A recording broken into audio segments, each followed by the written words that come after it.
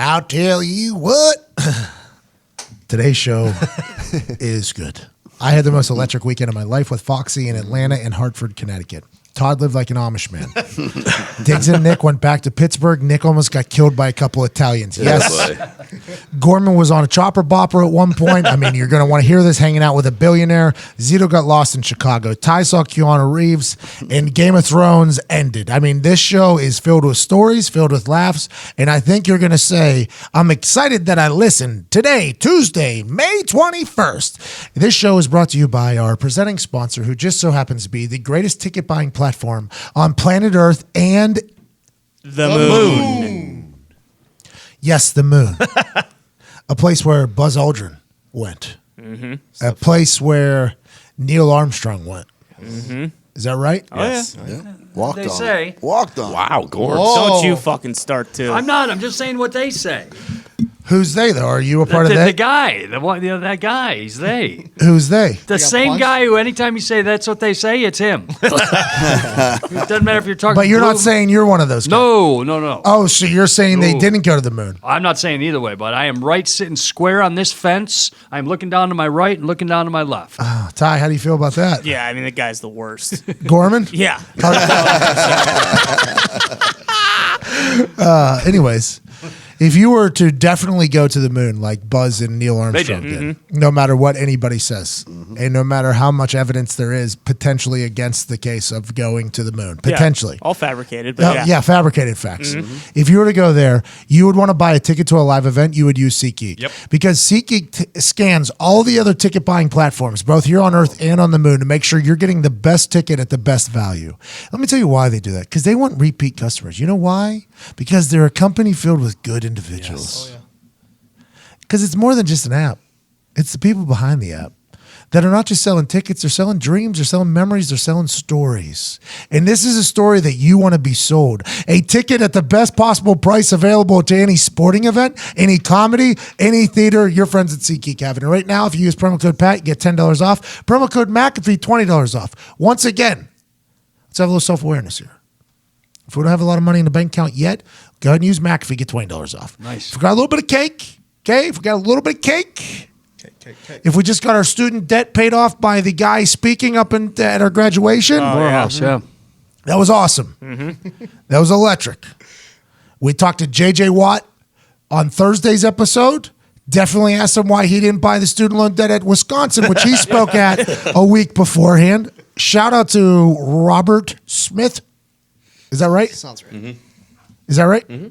The most wealthy African-American man who paid off the entire thing. It was awesome. If that happened to you, use promo code PAT and get $10 off instead of the $20. Let's just get a little self-awareness. Shout out SeatGeek for being the absolute greatest. And also, shout out to Lisa. I can't wait to get back on my Lisa mattress. We've been on the road here. I can't wait to get back on my Lisa mattress. When you're in hotels, you never know what you're going to get. When you go to a mattress store, you're rolling around in other people's sweat, other people's hair, other people's, you never know what's going to happen. You're like, oh, is this bed comfortable? You don't know. Are you really going to be comfortable with old Cuzzy staring at you anyways, asking if you want to pay a few $100s? No, you're not going to be comfortable. It's all a guessing game. It's all a bunch of bullshit until Lisa came around and said, this is what we're going to do. We're going to give you the most comfortable bed you ever slept in and send it right to your doorstep.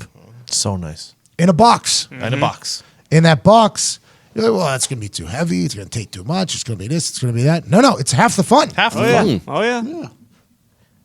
Unbox that mattress in 3 minutes. You have the best bed that you've ever slept on at your doorstep in 3 minutes unboxed, and you're sleeping better immediately. You go to lisa.com/McAfee. You get 15% off any mattress right now and 2 free pillows. Nice. LEESA.com/McAfee, MCAFEE. Get 15% off any mattress and 2 free pillows. Shout out to Lisa. Shout out to SeatGeek. Shout out to you for choosing to listen to me at Todd McCombs, at Diggs, at Nick Morado, at Hey Gorman, at Viva Zito, at Ty Schmidt, and at Evan Foxy. Put on a fucking storytelling paradise for the next hour or so. Cheers. A wild weekend, to say the least, for Foxy and I. Friday, we traveled down to the beautiful Atlanta, Georgia, which, by the way, it is summer down there. It is 100% summer. Cooking, huh? It is thick down there. As soon as we landed, just started sweating immediately. I had khaki shorts. Oh, look at I you. had khaki shorts on. Figured I was going down south. You know what I mean? Right. Yeah, sure. But bad look. I'm a sweater. A little V in the back there. You see, so I get off the airplane because we're sitting on the runway there, and the Atlanta starting to Cooking, yeah. starting to come into plane, and I'm sitting there, I'm sweating, I'm like, oh my god, and I just get up, I don't even think about it, and then I go to grab like my ticket in my back in my back pocket, I'm like, whoa, wait a minute. And normally in the jorts world, not a problem, because you can't even tell in the jorts world, because normally you get a little dark patch back there. If you buy it properly, you can't even tell. So now I'm in a bad situation. I'm walking through this Georgia airport with fucking looks like I won a little doo-doo back there. But it was a good start to the weekend. We had a bunch of traffic. Atlanta traffic is no joke. We turned around a corner and it was just 2 hours worth of traffic. Like it literally, we were going wide open, 80 miles an hour. I think we got here at the perfect time, like right before rush hour. Like that conversation's happening. Oh my god, because there was a wedding in Atlanta. We flew into the airport, which is on the south side. The wedding was on the north side in Buckhead, which is, I guess, is where all the money's at. It was so it was a little bit of a drive. 80 miles an hour, patting ourselves on the back. We turn a corner and it was a like almost got into an accident. So we sit through traffic. We do Atlanta for a little bit, and then it was time for this welcome party. We did nothing else. There was a rehearsal dinner before that, I guess, where there was a little practice rehearsal. It's in the name. Then there was some speeches given. Okay, there, and we weren't there for that. We went to the welcome party afterwards, which is at St. Regis, which is the nicest place, I think, in America. Sounds glorious. I think it's the nicest place in America. It was very expensive. It was very, very, very fucking expensive. There's just Bentleys and Ferraris lined up out front of the place. I mean, it was asinine. Beautiful. So we get there. We're the first people at the welcome party. we're the first people at the welcome party. Awesome. So there's because the rehearsal dinner was running late. Yeah. I guess the speeches lasted a little longer than they thought. So the rehearsal dinner was running late. By the way, we're the only ones I think that weren't invited to the rehearsal dinner. That's a welcome party. It's all right. By the way, I wouldn't have brought us either. Just there's no harm, no foul there. So we're at this welcome party all by ourselves. It's me, Foxy, 7 bartenders, this guy called the Mad Violinist, who you might have seen on America's Got Talent. He's working because he was assigned to start working at this time. So we're getting our own personal concert from this guy named the Mad Violinist. He's playing every top 10 song, but with a fucking violin. Yeah. Crushing, by the way. Just absolutely slaughtering. So we're befriending bartenders and servers at this point, right? This is a good idea. Yeah. Sure. This is going to end up helping us out later, by the way. Just for future reference. Without a doubt. When you go to Vegas, what do? You gotta take care of people. You grease up the bouncer, so when you have to go to the bathroom, the bouncer runs you to the bathroom, moves everybody out of the way, you go pee. You take care of the bottle service people, also take care of the bouncers. That's what we did at this thing. It was a good idea. So about 15, 20 minutes later, people start filtering in. And we basically claimed territory of this thing. Like this, we're sitting on a couch. We're literally sitting on one of the couches. There's only 4 or 5 couches. I'm wearing a polo and pants. It was prom for everybody else walking in there. There's 3-piece fucking suits walking in for this welcome party. I'm like, oh my God. Coonan, who's one of my agents, his dad happens to own the Atlanta Hawks, their basketball team. It was him getting married. And Coonan is, when I say this, I mean this. He's just an electric individual. He's 5'3". He's this 5'3" Jewish guy who is just, everything is just, dude, like everything is going to work out better than you could ever fathom. The most optimistic human I think I've ever been around. Dude. So he walks in after this, I guess it was a little bit of a roast session in the rehearsal dinner. I guess it was a little bit of a roasting situation. He walks in, sees me dressed like this. He comes up, he goes, dude, talent doesn't have to dress up like us, bro. So I put in Foxy. He goes, dude, Foxy's a talent. So they were like, everybody was so thankful we were there. Literally everybody was so thankful we were there. They were awesome. Matthew Stafford, as soon as he walked in, like came a beeline right over to us. Like everybody was happy we were there. It was like, oh, I'm happy we fucking came to this. No wedding gifts though for me and Foxy. We brought cash. 0 wedding gifts. So I just decided, like tonight, we'll just buy everything at whatever bar we go to. There you go. Like this will be my gift to at least the grooms tonight. If we go out, if we're invited to go out anywhere, I'll just buy everything for everybody all night. Like that'll be my gift the night before the wedding. Yeah. Let's go ahead and get slaughtered. Yeah. So as the thing's wrapping up, the St. Regis people are like pushing everybody out. Basically, it's getting kind of hilarious. It's expensive time. You can't just you can't be there an extra 20, 30 minutes. Don't even fucking think about it. They're one of Coonan's boys though. He has a group of boys down there. I think they all had a lot of money, but they're bros. Like Matthew Stafford's in that group. Yep. It is just a bunch of bros. Like these dudes, these dudes get down. Like these dudes are a good time. So as I'm leaving, the one guy, he's a little bit taller. He's a handsome guy. He hits me. He goes, "You going out with us tonight?" I was like, "Yeah, man, I was hoping that would be cool." He was like, "We're going to Supply and Demand." And I was like, "Oh, okay, man." I thought he was like fucking with me. I thought he was talking like a Home Depot type place. Yeah. You know, like, so like literally I look at Foxy, I was like, one of the little fuck boys, man. He just told me we're going to some like fucking hardware store. We're not going out with that fucking group. So then Coonan's dad, who owns the Hawks, incredible life story. Like he started out as a salesman, like he literally worked his way up. So I was talking to him about his whole story. He was so thankful we came. Everybody was so nice. And then that guy walks over to me again and he goes, "Are you coming with us or not?" And I was like, "I'm not going to some fucking hardware store, bro. Like, get out of here. I don't know what the fuck you think this is. Like, I'll go have a good time with Foxy here. We will have a good time." He was like, "No, that's a fucking bar, dude." I was like, "Oh, okay. I am so sorry. I judged you. I thought you were just rich white kid from Atlanta. That's 100% on me for judging you." So we went there and I mean, we went there and we went. It was unbelievable. Burned it down, bro. As soon as I walked in, I mean, I did the... Yeah. It was classic. Foxy, how many people do you think are in here? Foxy, how many people do you think are in this whole place right now? Foxy starts doing the fucking like police head count like he's a fireman. I really did. He's a fucking fireman. Just touching the bar. I think it was like 60 people, Pat. Yeah. Okay. Thank you, Foxy. So I go to the bartender.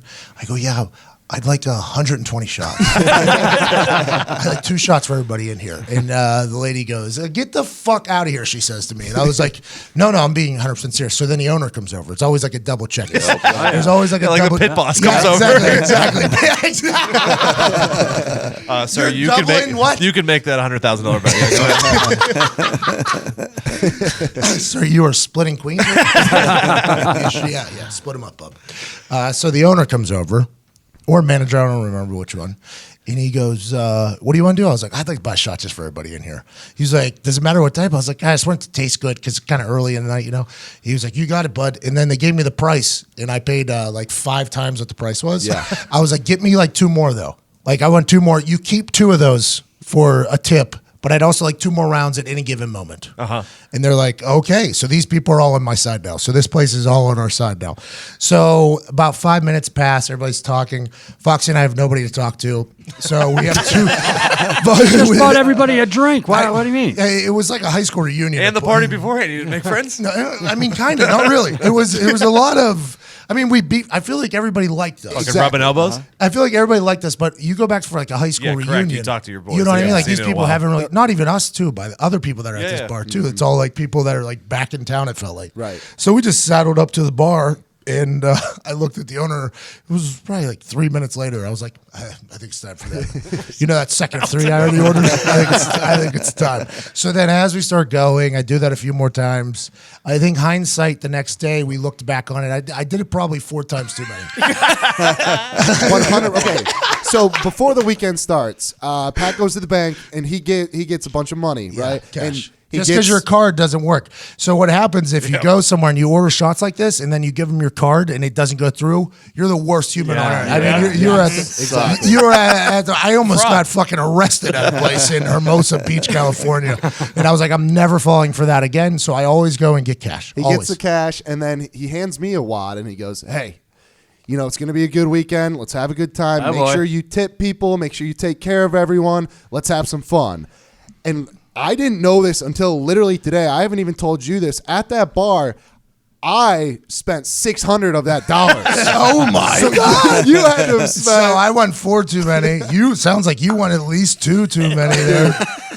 So we were doing it. Everybody was getting after. Everybody was having a great time. This was one of the most positive bars I've ever been in my life. By the way, when you buy everybody 10 shots, it feels as if everybody's on a team. You know what I mean? So everybody's on the same team.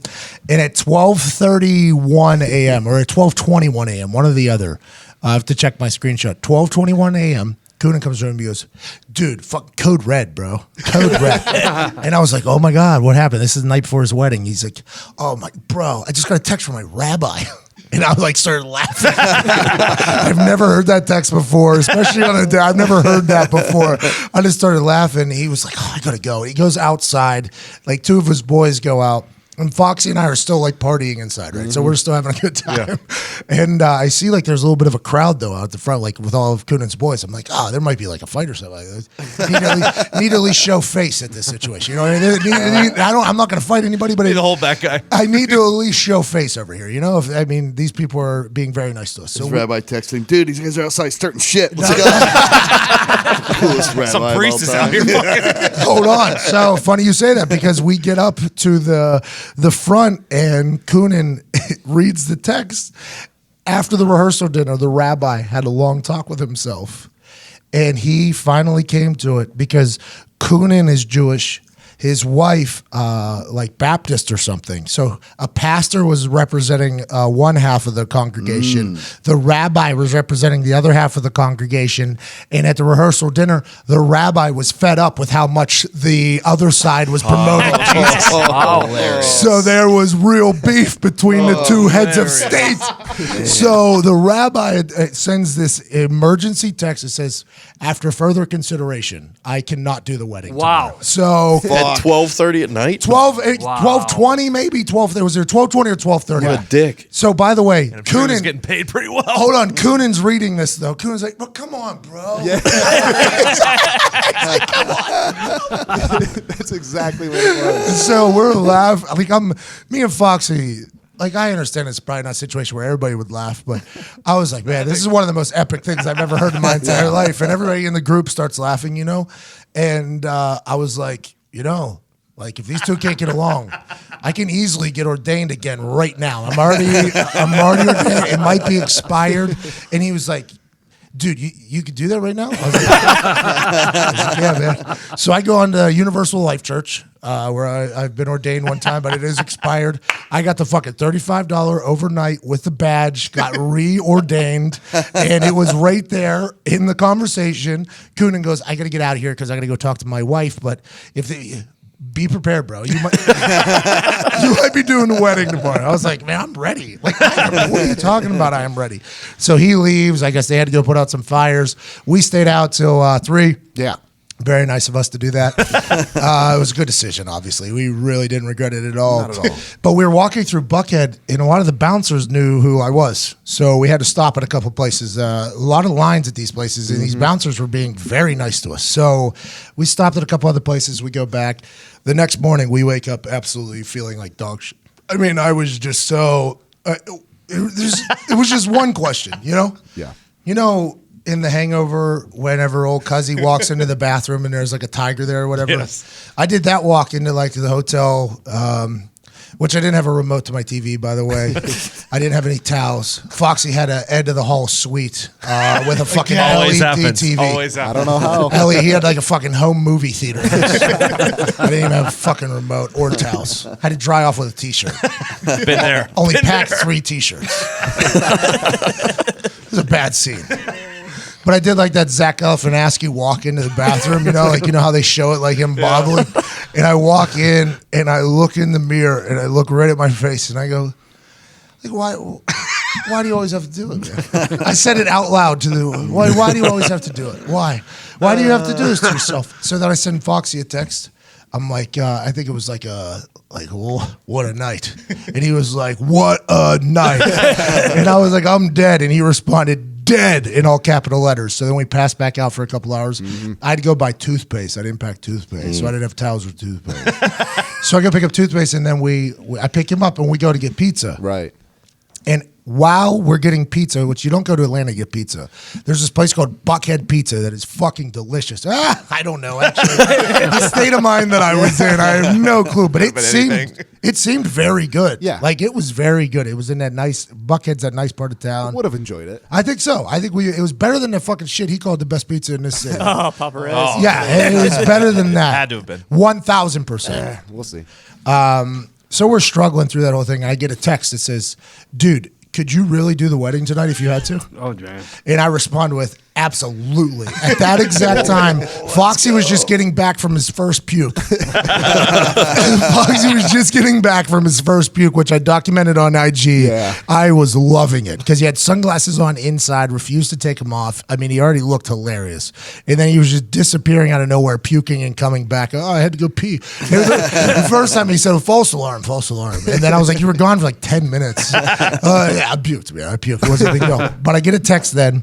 We wrap it up there, and now it's time to go to the wedding. And we go back to the place, and I get a text that, hey, bygones have been bygones. These two are ready. They're good to go. So I've no longer been called into the batter's box. By the way, not happy about it. No, I wouldn't have been. Not happy about it. Come on. I was not happy about it. I mean, I had $35 for that thing overnight. That could have been a $15 certificate. You know what I mean? That could have been a $15 certificate. Anyways, McAfee weddings, McAfee marriages, potentially a new business plan. You're gonna have to come with a great offer, though. I got a lot of offers. I mean, when I posted that photo, I was still like, that was coming fresh out of that bathroom visit, so I wasn't really coherent. And then when I woke back up, I had like a bunch of people who were like, May 21st, 2020. May, blah, blah, blah, what are you doing? What are you doing? And then I got some brides even coming in that were like, my husband already asked, but we would love it too. And I'm like, I just don't know if I can do what I just did. I don't know if I can do what I just did. Again, that was like a Vegas trip. So we go to the wedding, and you could sense the big dick energy between the two leaders of the state. Oh, which is awesome. You know what I mean? You could sense like the one trying to out Jesus, your God. Oh yeah, it was awesome. It was like a back and forth situation, and there was only a few of us that really knew what was going on. You know what I mean? So there's only a few of us that knew that these two at like 12:30 last night were about to fucking throw hands over whether or not Jesus came back out of that cave. Fucking crusades. Honestly, they were ready to go at it. So it was a beautiful ceremony. This St. Regis place, they spared no dime. I mean, no dime at all. Coonan freestyled his vows. Always a good idea. Acapella. Oh, No, he didn't prepare anything. Oh, then you rapped it. It's on me. Improvisational. yeah. maybe. Well, freestyle. I guess Yeah. You're right. You're 100% right. No, that's on me. Well, acapella clearly means like he sang it. No music. Yeah, well, he did kind of. I thought it was a beat. You know what? Every day, you know what you and I do? We go acapella, bro. It's so much different whenever we get a little music behind us. So she gives these beautiful vows, very beautiful vows, you know, with the Lord and everything. Mm-hmm. And Coonan, I firmly believe that he either forgot to write vows or didn't know he was supposed to write vows. And he just so happened to have like an index card in his pocket that he pulled out and ripped. He did the rip up the vows thing. I'm going to speak from the heart. I wonder when he was told that she wrote out her vows and he realized, oh, classic, dude. I'll just rip up the fucking. He's the best. It was classic. So he does this entire thing. It's electric, obviously. He starts speaking to the crowd like he's doing stand-up. It was fucking awesome. And it was a beautiful serve. It was funny. It was very, very funny. It was everything. They did it. They get married. Mazel. Okay, we walk out. Let's have a good time. Jewish wedding. First time ever at this thing. So we didn't really know what to expect. We get into this cocktail hour. Beforehand, it's all beautiful, and I feel terrible. But there's a couple people who are fans of the show there that are coming. Sam Martin, punter for the Lions, he's fucking like pouring it on me thick because he didn't go out the night before. So it's, bro, I've been waiting for one of these nights with you. And I was like, well, you could have had it last night. Could have had it last night. I got a flight tomorrow. I'm not doing anything tonight. So like I was being forced drinks. Bartenders from the night before were there again. They didn't realize what happened after I left that little St. Regis thing. So I was getting back into it, having a good time, and then they debuted where the reception was. In this room was fucking. It was like straight out of like a Sheik's movie. Yes. It was like if a Sheik had. There was just like so. There was a 5 or 6 What do you call like a band? There was 4 backup dancers, a lead singer, a drummer, a saxophone, a piano, a guitar. It was like a 14-piece band up there with a full performance. The ladies were dancing the entire time while singing and rapping. They were good. Good. They were Jesse's Girl IG. Follow us. Follow us. Jesse's Girl IG. They put on a 4-hour performance. Didn't stop. Didn't stop one time. So we sit down. We're having dinner. We're eating. Food was very good, very small, but very good. Wedding. I'm a bigger guy though. Yeah. Like I eat more. And only thing we had was a pizza since this point. So I was a little hungry, but it was some of the, I would say it's the best lamb I've ever had in my life. It was so good. The entire wedding, the way I described it, was if you had the first round pick for everything at a wedding, that was this one. That was exactly what it was. Yes. That was exactly what it was. So speeches start happening now. Okay, at the wedding. Speeches start happening. And Coonan's dad goes up there and speaks. And he does a little throwback. He rips up the vows. Like he's like, I'm just going to do this from the heart. He rips it up. Everybody's laughing. And he ends the speech with, it was nice. Welcome to the family. We gained a daughter today. It was all good stuff. Classic stuff. He ends it with, the only thing I ask is tonight we drink every ounce of alcohol in here, eat every single bit of food we have in here until they kick us out of this joint. And then they clap, okay? So then Coonan gives a speech. Coonan gives a speech, and it's like a 7-minute stand-up routine. It's good though. I mean, he got 6 pops out of me, like loud pops out of me. At one particular part, not everybody was laughing, but I gave a loud pop because it was just a very comical thing, romantic, obviously. And then he goes, "They're gonna start singing." He goes, "Let's get it on." So, like the mood out of everybody in that particular, from the Jewish side of the wedding, was like, hey, at these types of events, we get very fucked up. That was exactly what it was. Because you got to remember, the split in the congregation was there the entire time. And the Jewish religion that was being represented there wanted to make sure that it was represented in a proper fashion, I believe. Like, hey, listen, this is what happens. Like, hey, let's get it on, was his exact words. There's an ice bar in the back. The entire thing was an ice bar. Are you kidding me? Yeah, massive ice bar. Obviously, it was open bar, the whole thing. Yeah. So we're getting after it. Band starts playing, food's good. Foxy gets served dessert. I don't get served dessert. I have a picture of it, actually. Everybody in the wedding got served dessert except for me. It was a wild scene. I don't know. Well, they listen to the show. They know you're on keto. Yeah. This weekend I ate and drank everything that was in front of me. That pizza was so fucking good. That might be why, by the way. Hadn't had a carb in a while. Mm-hmm. That was also our problem Friday night, I think. Yes. Hadn't had a carb in a while. Oh, yeah. We didn't hit you quicker. Oh, I don't know if it hit us quicker, but on the backside, you see, on the upside of the backside was very high because it was one of those things where I felt good the entire time, very active the entire time. We were out dancing, feeling good, great conversations with people, learning a lot about people. I just didn't expect to feel the way I felt. I did not expect to feel that way. We ate no food and we mixed in 0 waters. That was the mistake. 0 waters had by anyone. That was the mistake. That was it. So then we, the party gets going. In a Jewish wedding is the most electric thing on the history of fucking earth. When I say this, I mean this. The Labeni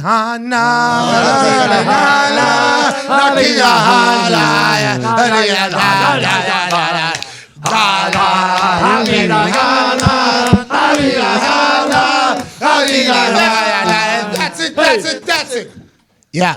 So that is like a bird call for everybody to get on dance floor. Like, we have the electric slide. They do that. They do the electric slide. You have the Cupid shuffle. Yeah. They do that. We have that. A little bit softer now. Yeah. That's we my have bird that call. one as well. We have shout. We have shout as well. They did that as well. But then they have this other one that is literally, it's a bird call for every human that's at the place.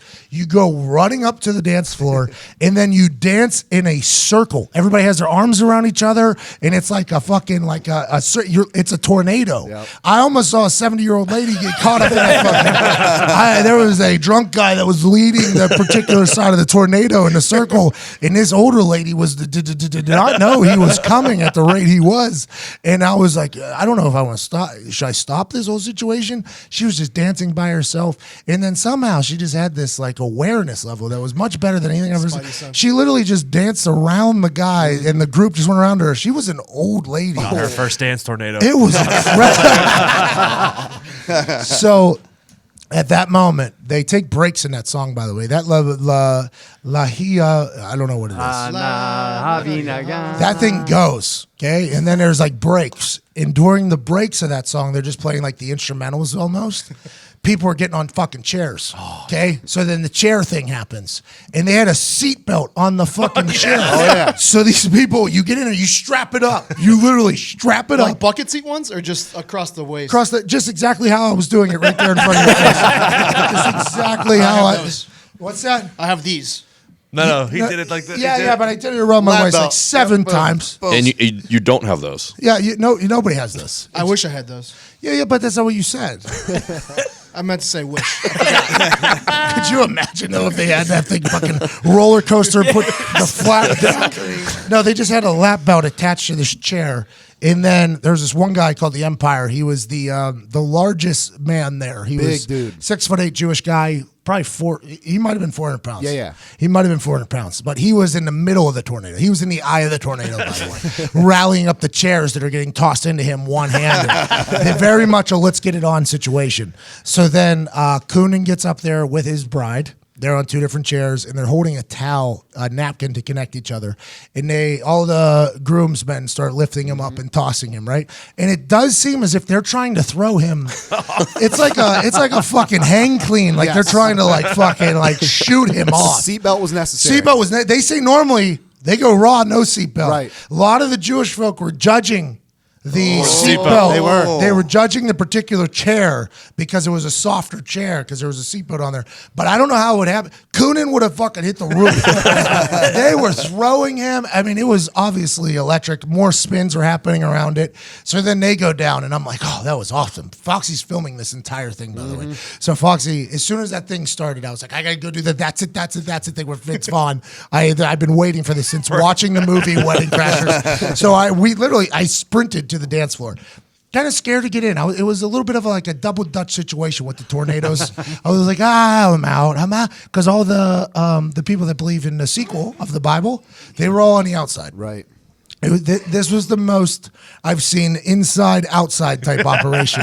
It was like that. But then the Coonan's family were like forcing them in, basically. Right. Like, get your fucking ass in here. And I got in a wave. I got waved Nice, in. I I got like that. waved in, yeah. And I was in there, and I'm in the middle of the fucking eye of the storm there. And old dad gets on the chair and straps up. Guess who's got the back right, or back left? Yeah, back left peg. And I'm like, oh my God, I'm a part of this right now. And then there's a 1, 2, 3. It's like feel the rhythm, feel the ride, get on up. It's bobsled type thing. And then we just start. And the guy I was standing next to, I felt him trying to throw Coonan's dad off. Oh, yeah. I felt him trying to do it. And I was like, I guess this is what we're doing. And Coonan's dad was just fucking up there, just like, yeah. If he falls off, you're accessory essentially, right? Well, if he dies, yeah, for sure. But it felt like the thing I was worried about was if he falls off, I think somebody catches him because there's a big enough wave there. I think that might be something that happens. yeah. But for me, the car sickness, I don't know how they're doing it up there. I mean, we drive on these potholes here. I start getting a little wheezy. These dudes are getting their stomachs punched up in the air. And by the way, that 10-piece band performing for this whole thing, it's like a 12, 15-minute straight thing, performing this entire time with dance moves in the back. Incredible. It was electric. It was just absolutely electric. So that ends. I'm dripping in sweat. Everybody is sweaty at this point. Michael Klein, my other agent, goes, rule of a Jewish wedding, by the way, 2 to 3 dress shirts. Because you're going to do what you just did through your dress shirts every single time on the dance floor. I was like, I like you guys just have that little asterisk in there. By the way, we think this might be a 4 dress shirt wedding. This is an electric group of humans coming through here. So we go back to the bar. We start drinking. We start having a good time. Mm-hmm. We get yelled at for not being on the dance floor because everybody leaves the dance floor at that point. So then to go drink, I think, and to cool down. there was some people that weren't happy. The father said you have to drink everything in there. Well, and let's get it on. I mean, we were doing both. So we go back to the dance floor. After party's great, having a blast, and I get called to like another room. Oh, okay. I get called to another room. What? Like, hey, there's the Godfather. Yep. Were you like, please let this be the Illuminati? Please let this be the Illuminati. Yep. That's exactly what I was thinking. Hey, we got to remember, too, as soon as I showed up in those shorts tucks, as soon as I walked in at St. Regis, every human in there stopped and started laughing. No exaggeration. The pop I got from the people that worked at the hotel, to the people that were just passing through the lobby there, to the people working valet outside. As soon as I got out of the car, there was literally just a look at me, a laugh, and like a finger point. And I was like, yeah, you're goddamn right. So I thought potentially somebody was like, we don't know who he is. But the motherfucker that showed up in the shorts, we'd like to talk to. So I get told that there's a bar on the other side of this floor. It's like back through some things. Like, some people want to see you back there. And I'm like, fuck it. All right. Yeah, let's go, Foxy. If I'm going to die, you're coming with. We go in there, and it's the head of CAA. The head of CAA Sports and the head of CAA something else. And it's just like, it's a round table, leather couches with, it's like a bar environment with some fries and wings on the table in the middle. Mm-hmm. There's a TV on up above their shoulder. There's a couple other people in the room. And I literally just walked in and I was like, oh, Jesus, this is a pretty fucking big deal. So I brought up my own chair. I brought up my own chair and sat down. I was like, boys, how we doing here? And it was a 20, 30-minute conversation with the head of CAA Media. And then it was a 20, 30-minute conversation with another guy. And then I get Jimmy Sexton, who reps all the SEC coaches, I guess. He's like, his first official... Doing quite well for himself. Yeah. His first official client was Reggie White. He was friends with Reggie White. It was actually a really cool story. This guy, he's friends with Reggie White. They were meeting with a bunch of agents. They didn't like any of them, so Reggie just asked him, why don't you do it? Now he just reps basically everybody. Oh, that's awesome. Yeah, and he's like he lives in Tennessee. Big guy. A big guy. He's awesome. He was an electric figure. Talking to him, he gave less than zero fucks about me. That guy, I was out there to talk about that guy. I'm not going to be a coach. That guy gave zero fucks, but he was just an entertaining human being. Great conversation with him. So then I go and sit on the other side of the table. Okay? I sit down on the other side of the table.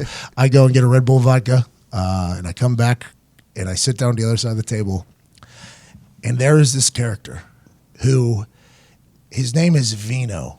Okay? Vino is, all anybody has said is that guy's my boss. So everybody said that guy's the boss. Mm-hmm. So I don't know who he is, Vino. I don't know exactly what Vino is, but I know Vino is one of the most incredible humans I've ever talked to. What are you doing? What are you doing, Pat? I've been hearing about you a lot. I'm not a sports agent. I'm a sales guy. I just so happen to be in the agent business. I hear a lot of great things about you. Let me tell you what I like about you. I'm like, oh, Vino. I did not know that was coming out. He's like, yeah, what are you talking about? Yeah. So what I like about you is not only you're a talent, incredible talent. I'm not an agent, so I'm a salesman. You're an incredible talent. I love watching your shit, okay? But also you're an entrepreneur.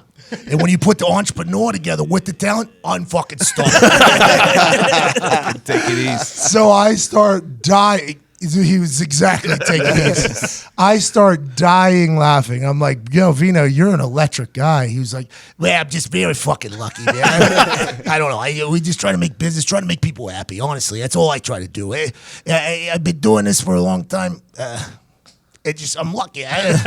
He goes, you know Mike Francesa? I go, I'm just learning about Mike Francesa, by the way. He goes, okay, so I've been listening to Francesa 30 years, right? I'm a big fan, grew up in the area. I went and sat down with me. He and I are doing business together now, so we got to get you two linked up. I was like, yes, we do. He said, okay, we can make that happen, no problem. I'll text a client, Mike. Mike's your guy? Yeah. I'll text Mike on Monday. Maybe you're talking to Mike Tuesday. I'm like, Vino, you are the fucking man. He goes, yeah, I bet you two would like each other, so it'd be good. It's good for me too, right? This dude, I wanted to sit there forever and just talk to this guy. He's got a wealth of knowledge, obviously. Mm-hmm. He's done a lot of things. I think he's the head of CAA. knows everybody, it sounded like. And he was one of the most down-to-earth humans. Like, he literally sounded like, he said it a couple times, like, I'm not an agent. I was just a sales guy who just so happened to fall into it. But he was just a cool fucking guy. Bald head, electric. Like, electric individual. Just, he had a lot of... How old of a guy? He seemed like he was probably in his 40s. Yeah. Seemed like he was in his 40s. Everybody was like kind of... Oh, see, I would have guessed 50s, 60s. Yeah, that's what I'm saying. He was like in his 40s. Everybody was a lot younger than I thought. For sure. So it was kind of a inspiring thing. I was Yes. like, oh man, these guys are a lot younger than I thought they were going to be. I thought they were going to be like 70-year-old people, Right. wouldn't get it with me or anything. Vino, complete opposite. Love your shit. That fucking draft thing, hey, that's brilliant. Everybody could have done that. Everybody could have done it. It chose not to white because you did it. I was like, you're damn right. You know, didn't right, I did. You're damn right. That's what I'm saying, though. That's what I'm saying, though. So you and I talked for like 20, 30 minutes. We got summoned to the dance floor again. Yep. Because there was a dance floor on the other side still open. It was kind of emptying up, I guess. So we got summoned back to the dance floor. So we all go back over there, and fucking Vino is crushing it on the dance floor all of a sudden. All of a sudden, he's crushing it on the dance floor. He's got like glow sticks in his ears. I'm like, this fucking guy. Awesome. This guy is my fucking guy right here. Sarah Spain and her husband were there. They sat at our table. They were dancing. Ali LaForce was there. She was dancing a good bit. We were just having a good time out there. Foxy and I were the last two off the dance floor, though. I mean, it has to be. Of course. Everybody just kind of sort of disappeared. Because I was kind of, I mean, it's kind of when you're at these weddings, a lot of people are couples, right? So whenever you're summoned to dance, you just kind of got to dance by yourself. And I'm okay with that. I mean, I'll dance by myself. I got a lot of moves. So I started just dancing by myself. Foxy started dancing by himself. Yep. Next thing we know, we're like 30, 45 minutes into dancing by ourselves in there, kind of bouncing around there. And then all of a sudden, everybody's gone. Literally. Everybody was gone. I was like, fuck. Well, they can't fucking yell at us for not being on dance. We're gonna shut this place down. That was that picture. That picture was when everybody was gone, and we had already been summoned to the dance floor a couple of times. I was like, last fuckers on the dance floor. I just want to let that be known that we were the last fuckers on the dance floor, having a blast. It was awesome. Then we go out again that night. We go out after that, obviously, to the same area that we went to the night before. Yep. Because at this point, we'd made friends. At this point, right? That's a good move. So we put in work. We had made friends, and I had like 6 Red Bull vodkas. I was nowhere near sleeping. Nowhere near sleeping. And if I have that short tuxedo shorts on where I look that good, Utilize it. like I'm not just gonna take this thing off right now. No. There's no way. No. No, what are we talking about? You got to make it a night. Come on. So we go up, and Sam Martin's at a place, and he calls us there. It was called Big Sky or something. It had a stage there. It was like a pretty cool spot. It was awesome. We walk there. We get through there. We do the whole thing. We get in there. We link up with Sam Martin, who's dating Nastia Lukin, the Olympic gold medal gymnast. Yep. Nastia Lukin, blonde-headed girl. Sam Martin's dating her. They seem like a very good, happy couple. Very. Very dancing, the whole thing. I think they're going to potentially... I don't know. I'm not gonna Hey, put those kids got a chance. Hey, They got a I chance. saw a lot of love in those eyes. I saw a lot of love in those eyes. We meet up with them. We sit there. Place is packed, and it was a much different demo than what the room we were in the night before. So I was starting to get stopped by a lot of people down there. I guess we got a pretty good little fan base down there at Georgia Tech. Oh, yeah. Appreciate you guys down there, by the way. So I was getting stopped a lot. Now, granted, I walked in there wearing shorts, tux. He had a tux on. Yeah. I had a fucking headband on that was a glow-in-the-dark thing. I mean, we walked in there. We were calling attention to ourselves. Pretty much. But there was a lot of people that were like walking up saying, what's up, what's up, what's up? I was like, oh, nice to meet you guys. It was very cool. I enjoy those conversations with people, especially from out of town, because I don't know like that we got people. I had no idea we had people there, and then we have a lot of people. There was a lot, yeah. A lot of people. Somebody almost crashed their Uber to stop. It was the car was sideways in the middle of the fucking street at 3 a.m. because two kids hopped out of their Uber to take a picture. They told the guy stop, and the guy pulled because we were walking down the street. It was pretty cool. Really good people down there, and we sit down with Sam Martin and their little group in the back. We're having a couple of drinks. We get hungry again, so we go out to get food. There's a food truck out front. And it was at that moment I realized that I ain't never seen a city that loves cocaine more than Atlanta. Never in my entire life have I seen a city love cocaine like this. It was unreal. It felt like I went back to I don't know when the cocaine had its big boom, like the 80s, maybe 70s. I don't know when it was. It felt like that's what they were living in. I had no less Then 10 kids come up to me and offer me cocaine. 100%. With bags in hand, opening it in public, like on the dance floor. Not like, like you hear these stories like, in the bathroom, obviously somebody's doing cocaine. Like you hear those stories. No, these kids were pouring out like sandwich-sized, fucking sandwich-sized bags. You want some? It was so normal, too. No, I don't. Yeah, my mom packed it for me.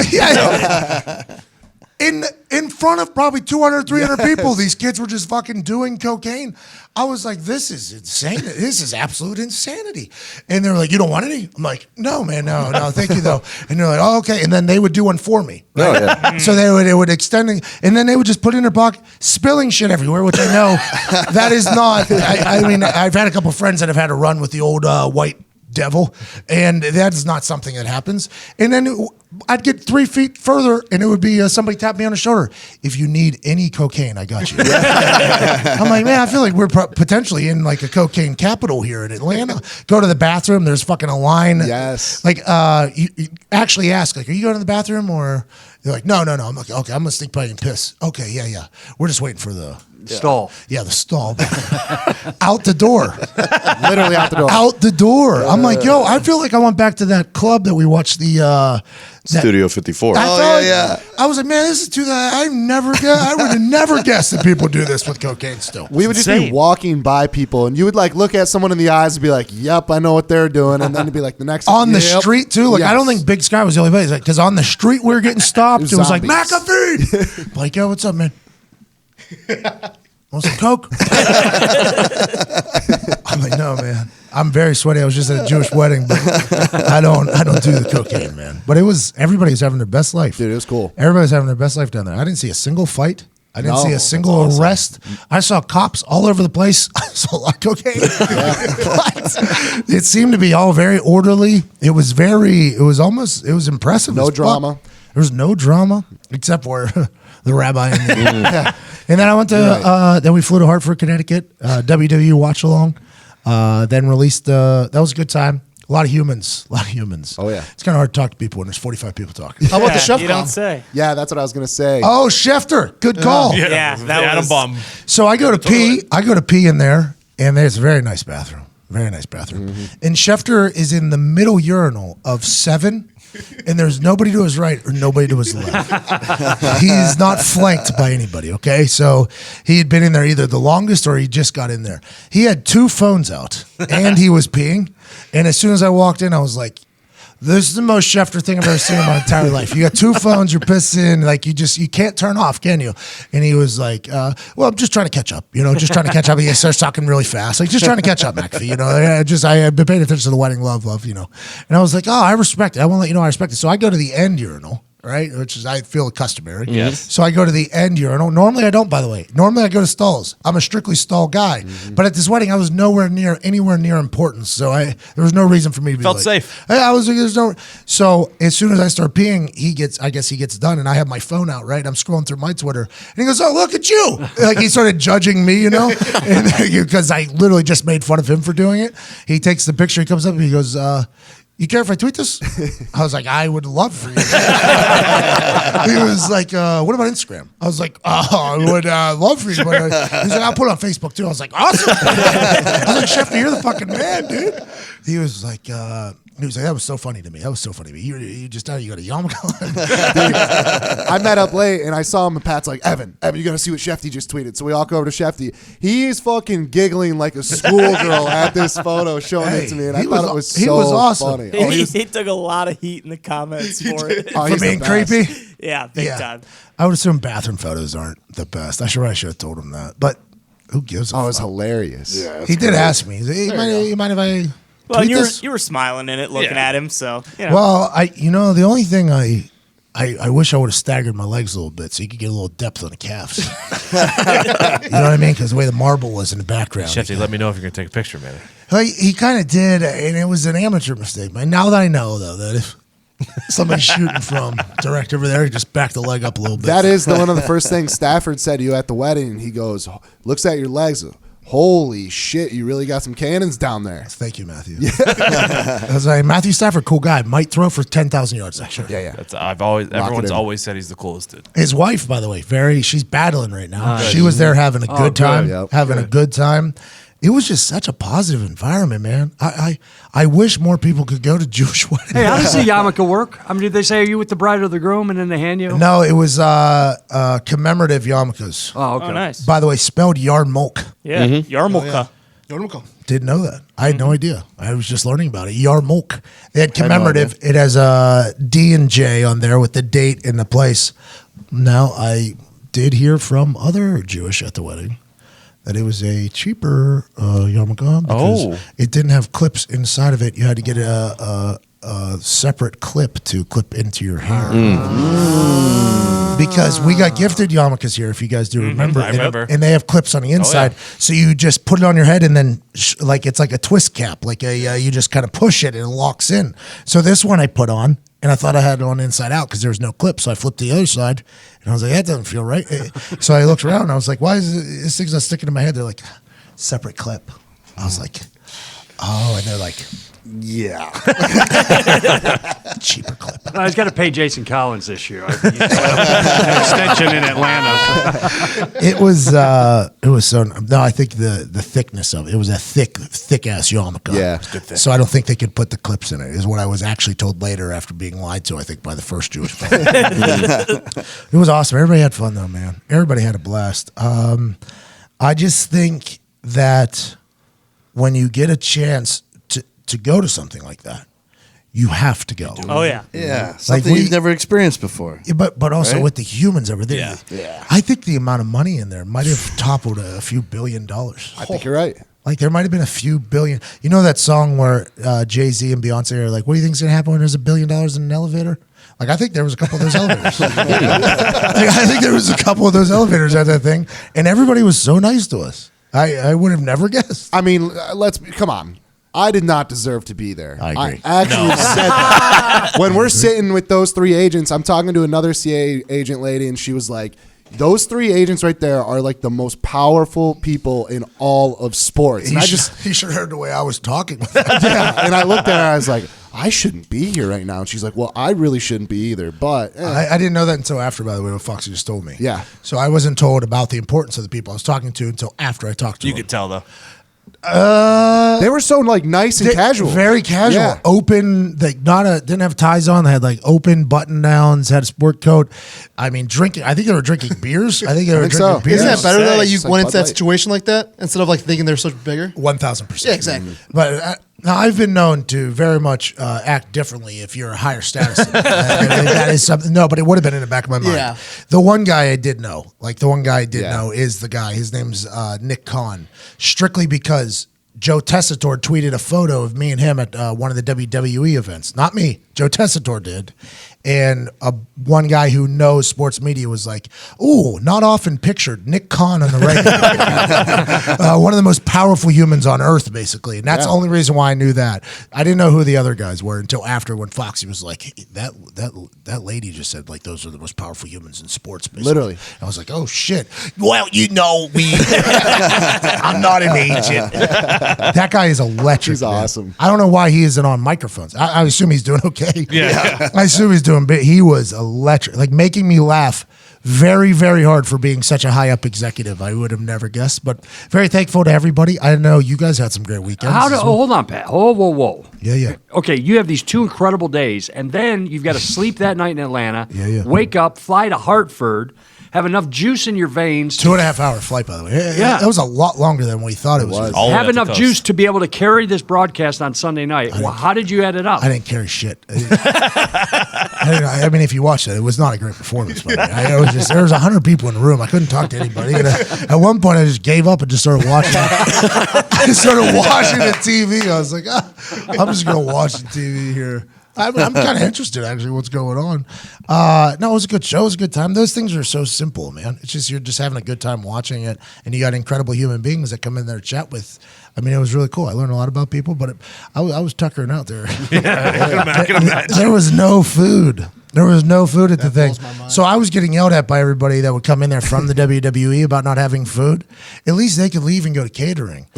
I couldn't go anywhere. I was literally just sitting there for 4 hours, starving. But it was a blast. It was really cool. Brock Lesnar came back, ruined everybody's dreams and hopes. I mean, it was awesome. Finn Balor tweeted me this morning, said he's good. Everybody's good. I saw Baron Corbin before I went into to film a watch along, and he was walking. He didn't look as fluid as he normally does. I was like, "What, man? You getting too fucking old already?" He's like, just got done wrestling for 14 days in Europe. Yeah. Now I'm getting in a ladder match tonight. Yeah, that's why I'm walking like that. I'm gonna go stretch too. I was like, I'm gonna go sit in a room. I'm gonna go sit in a room and watch. No, Nick and I, we tied one on Friday and Saturday. Not as many shots, probably. Well, we might have done as many shots, but not bought for the entire bar. You got to remember, like, I'm not drinking all of those shots. Like, so when I'm buying those. Now, granted, though, sometimes you get stuck with them, Eric. Seriously. Sometimes you get stuck with them and you got to go. I think we're on fire today, boys. Yeah, I'd say so. We're on fire today. I'd say so. This is one of those ones where we start recording and literally no clue what's going to happen. I had no idea what memories were going to get brought up from this wedding and from this weekend, but the ones that were popping up, I'm very proud of. Did I miss a couple little facts? Probably, but that doesn't matter because it was electric. Okay. I don't know if we've heard about Todd's Amish exhibition yet, but you're going to want to hear that. You're going to want to hear that. It's coming right up. It's almost time. And speaking of time, how's your watch? Not great. You shouldn't have to choose between overpriced designer sunglasses and watches and cheap shades and watches that won't last you through the summer. True. You know what I mean? True. Yeah. That's why I'll never wear anything other than Movement. Oh, yeah. Sunglasses and watches. Yes, you've heard us talk about the Movement disrupting the watch industry, but now they're back at it with sunglasses. The watches are incredible. Yes. Styled minimalism.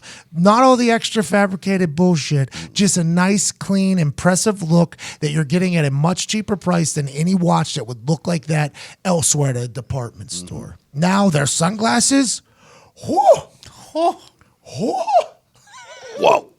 The Los Angeles-based accessories brand has hundreds of premium, affordable sunglasses styles to choose from. So whether you're into more timeless shapes like classic round sunnies or something that makes a statement like fun 90s skinny frames, they've got them all. Constructed with durable acetate and lightweight materials for that perfect, reliable fit, you don't have to choose between style and function. You get both. That's what we've been talking about this whole time. Yes, it is. Style and function. Yes. Durable acetate and lightweight materials. Acetate. That's a tag team for style and function. And with their free shipping and returns policy, you can try on as many styles as you want right from home. It's easy, so nice. Love it. Movement sunglasses start at $60 and no pair price is over $95. So you're guaranteed to find a style you love with quality that doesn't break the bank. They've sold over 2.5 million products. Jeez. More than 160 countries have shopped with them, and their collections are always expanding. Get 15% off today with free shipping and free returns by going to mvmt.com/McAfee. That's MVMT Movement, MVMT.com/MCAFEE. 15% off today, free shipping, free returns. Go ahead and try out all the styles, the shapes of awesomeness to put on your face. See why Movement keeps growing. Check out their expanding collection. Go to MVMT.com/McAfee. Join the movement. And now join the conversation we had earlier today. But you guys went back to Pittsburgh. Yeah, we went back to Pittsburgh. We went out Friday night, and then Saturday we went to a golf outing for our coach who had passed away. And my highlight of the entire golf outing was Nick almost killed my dad. What? Uh-oh. Couldn't feel worse. About a year ago, maybe it was, almost a year, maybe probably 2. A year and a half, yeah. Coach Diggs was on a green and was hitting the head with a golf ball and had to be taken to the hospital. So here goes Nick. That's like 1 in a billion. Yeah, he's feeling good. Okay, I'm feeling great. I've got the perfect blend of whiskey and vape juice and whatever else It's I like was. a 270-yard par 4. It's and drivable. dip. I had everything going through my body. Yes. Yeah. Up the hill. They had the tees pushed up. Bro. So I went That's after like a it. 9-iron. But I hit that big hook, right? So I was like, I'm just gonna drive this ball into the hillside. I was the last one of our group. we were playing with 5 It was guys. the end of 'cause- the day too. It was the second to last hole. Yeah, so I just went up there. I was like, I'm just going to kill this ball. I'm just going to put it right in the hillside. We'll get up there. We'll chip. I smacked the shit out of it. And I was like, oh, it's going. It's taking a flight Let's here. go. So I was like, we'll be all right. I didn't even look to where it actually ended up. I assumed it was either going to fly over the green or just hit the trees. So I would just start walking towards the cart. We're riding up the hill, and I'm like, oh, they're looking down on us. They're pissed. Like, that's fucking on the I was green. on the tee. I was on the 11 tee. Oh, so that's right there. It was my group, and then my dad's group, and then Nick's group. So I was watching him tee off, and I yelled 4 on the green, and they didn't hear me. It was like 2 feet from hitting my dad. And I saw It was about 6 feet from the hole, too. It was a great shot. Laid on the green. It was 10 feet. It's kind of tough to be upset about almost killing a guy whenever you're fucking within 10 feet for eagle. birdie, yeah. But like Oh, they looked right. at me like, and it was 3 little fucking Italian guys with Napoleon disease or whatever the fuck it's called. Complex, yeah. Napoleon complex, and I was like, oh fuck, and I was like, it's Nick. I was like, it's Nick, and like I don't know what happened when he came up. He probably said something. I walked up and I could just see the glare. I could see it in his eyes. fuck Yeah, you it doing? was just one of those looks like when you were a kid and you disappointed your old man. Like you didn't fucking see us standing there? yeah. You didn't fucking yell. Huh? I was like, I 4. didn't think it was getting there. I'm so sorry. I apologize. I'm sorry. Were they impressed at all that you were within 10 feet? They were. Once they cooled down a little bit, that was a great shot. Okay, good. Yeah, Okay, good. I'm happy came around. and then the first thing that happened on Sunday morning when I walked downstairs, he goes, hey, make sure Nick knows I was just fucking with him yesterday. Everything's all right. good. So you had a little, you thought Yeah, about but it. it was funny. I giggled the entire way down the next fairway because Nick texted me. He's like, dude, I'm fucking done. He's like, I'm fucking done. Potentially dead. Yeah, he was very worried. It was the same hole that he got hit on previously. Oh, you're PTSD. Yeah. So I was playing great all day after that confidence was shattered. I fell apart the last 3 holes. Did Coach Diggs give you hey, take it easy? Eventually, yeah, Hello? we met up at the bar afterwards and bought him a was he drink. with this guy? No, thank God. I wish he was there. You might have been dead. Nick might not have made it off the green. This one guy had a top hat on at the funeral when we went back. Top hat, this hilarious gangster suit, and he was doing this smile thing with his cheek to me every time and like winking. And I was like, hey, Diggs, I think I might have just got put on a fucking. Am I officially in an Italian club or am I going to die? I don't know. This guy's the most Italian-looking human, and then you pair him next to little Coach Diggs. They're like these 2 little fucking tag team Italians. They're just ready to dude. kill and slaughter We were in anybody. Snowshoe, West Virginia one time, and they were fucking drinking all day, and and this guy apparently gave him a look from across the bar. Oh, He was like yes. 6'7", and he's like they could have stood on each other's shoulders and been the same fucking height as this guy. Legit, they're like 5'3", 5'4", like 5. I don't know how tall your dad is, but 5'5". Yeah, there it is. They're right down there with Coonan size, and they're fucking just But, like, ready to go to war. We go back to Pittsburgh, and like the last time I went back was Christmas, and it was so condensed that I didn't get to go out with anyone, and like it was probably been like 8-9 months since I've seen everyone and got to go out. So every time you go out now, it's just schedule like the worst hangover of all time, and then you wake up in golf and start drinking again. You see like dudes you haven't seen in a long time. Great weekend though. Pittsburgh used to be a vacation for me. Like Yeah. in the off season, I'd vacation in Pittsburgh, which was a wild scene. He once took us out on a boat, and it was the Oh, it was a good time. Man. It was a good time. It was a gambling boat. Weren't allowed in the water though because they pulled a dead body out of there 2 days beforehand. Nice. And the rat that was The floating rat. when we The walked size up of to get on the fucking boat. beaver, dude. Anyways, Pittsburgh's a good Vacation. time. I think Pittsburgh deserves a little bit more credit for being a good time as it is. Same with Atlanta, by the way. I'm learning that. Well, if you can avoid the snow. You want some blow-cane, bro? You want some snow cane, bro? They all have their own little like fucking lingo for each one of it. It was awesome. They love it down there. I don't know how we shut down a dance floor. No, it wasn't at the wedding though. It wasn't. That is true. It was strictly whenever we got to. It was outside the wedding. One particular strip of bars that was just like. True. Guys got shorts on all the time. That guy likes to party. You need cocaine? Because you know when you're on vacation and you're in another place, you get hit up because you're a white guy that's tall. So if you want in New York, you even go to New York, it's like cocaine, weed, that kind of side.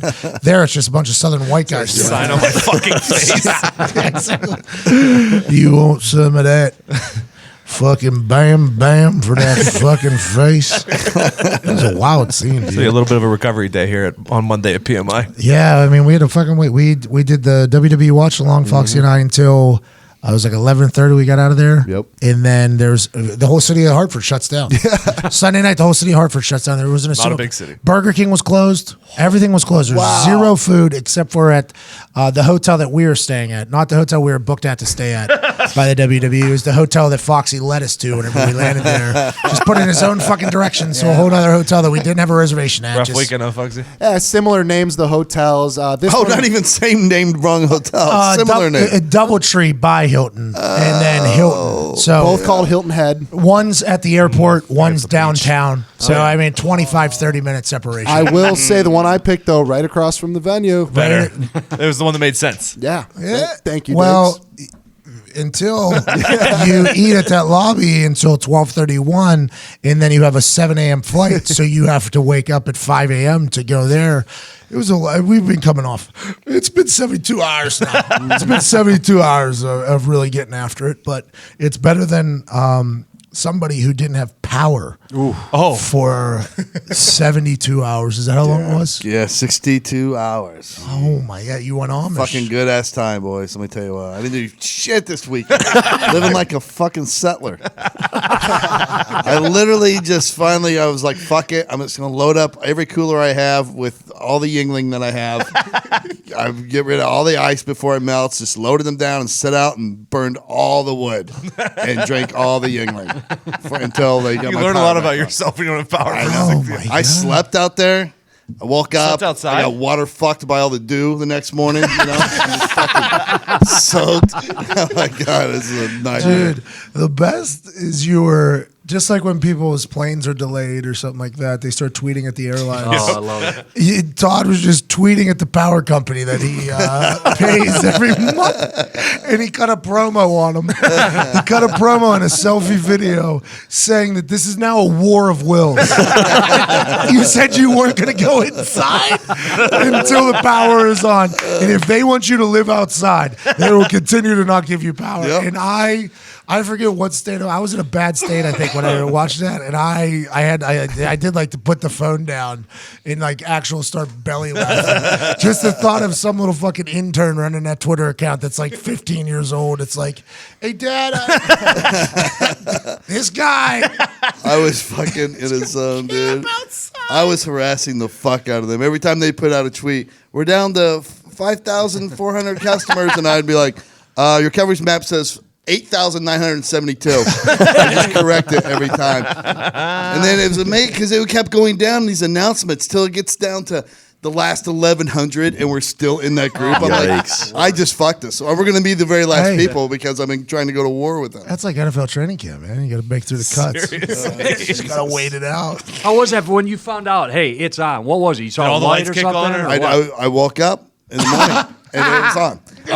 Didn't even get to enjoy that moment. Because I woke up like 2 different times, and I tweeted them again something at like 3:30 or 4 in the morning. Still don't have power. Outside? You were sleeping outside at this point? And then I just fall back asleep, and I wake up, and I could see shit's on because all the light switches were on. It was hot this so like when weekend it too, comes on, I want to know. Oh, no air No AC. conditioning. Oh, Oh, my God. It was rough. Because it was like mid-80s, right? Oh yeah, fucking stunk. Fucking because all I got's cold shower.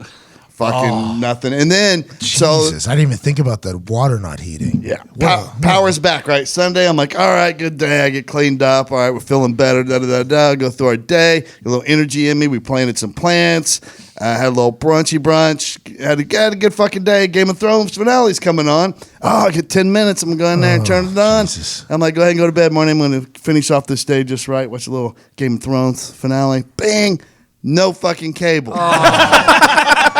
It just says boot on the front of it. It's all and welcome on my screen in 3 different languages. No matter what I do, I'm Fucking Todd Tech. Unplugging. everything. Bro. I'm calling the company and I'm like, I got fucking 7 minutes before the finale. You got to fix it. And they're like, I'm sorry, nothing we're doing's working. And I'm like, oh yeah, well that makes sense. I was without power for 5 days. Now my box fucked. Me and Foxy are hoity-toity around in Atlanta. Fucking Todd just living like Bear Grylls in the backyard. More in the militia. Yeah, I was about ready to start my own fucking battle. I was Todd. going to be my own army. Oh, my I would God. like people to know that I told Todd he could come live in the office. We had power here, I think. I don't know. I told him he could come live here. It was a true war of wills. And I think you won, by the way. Well, and then I became a slave to the fucking generator. Once we finally got a generator, because it would run out every 4 hours of gas. So I was like, I can't even go get a fucking hotel or something because my shit's going to rot in the fridges. Fucking night. And I let Marty pick out the generator. Somehow finds the loudest generator ever made. It's the worst, loudest generator. So you got no power, judging a generator. Yeah, my neighbors are just looking out the window like, they're like, what the fuck is that? It's horrible. That is a tumultuous situation for a relationship. Yeah. Look at you guys, you did survive. Yeah, we didn't kill each other somehow.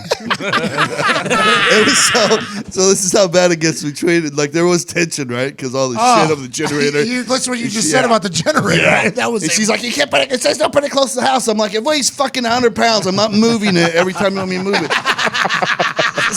So finally, I find these bird nests. We have 2 bird nests. And one, I thought, that one's been there for a long time. I'll just tear that one down, whatever. And I grab it and I go, bird in there, fresh bird. That's like an hour, just born an hour ago. It hatched, whatever. So I'm like, I'll put it up there. And she's freaking out. You touch a nest. Now the mom's not going to come back. I'm like, that's old wives' tale. It's not true or whatever. And then I'm like, I'm going to fucking I got an Instagram video of this. I'm taking the picture. She's yelling from out there.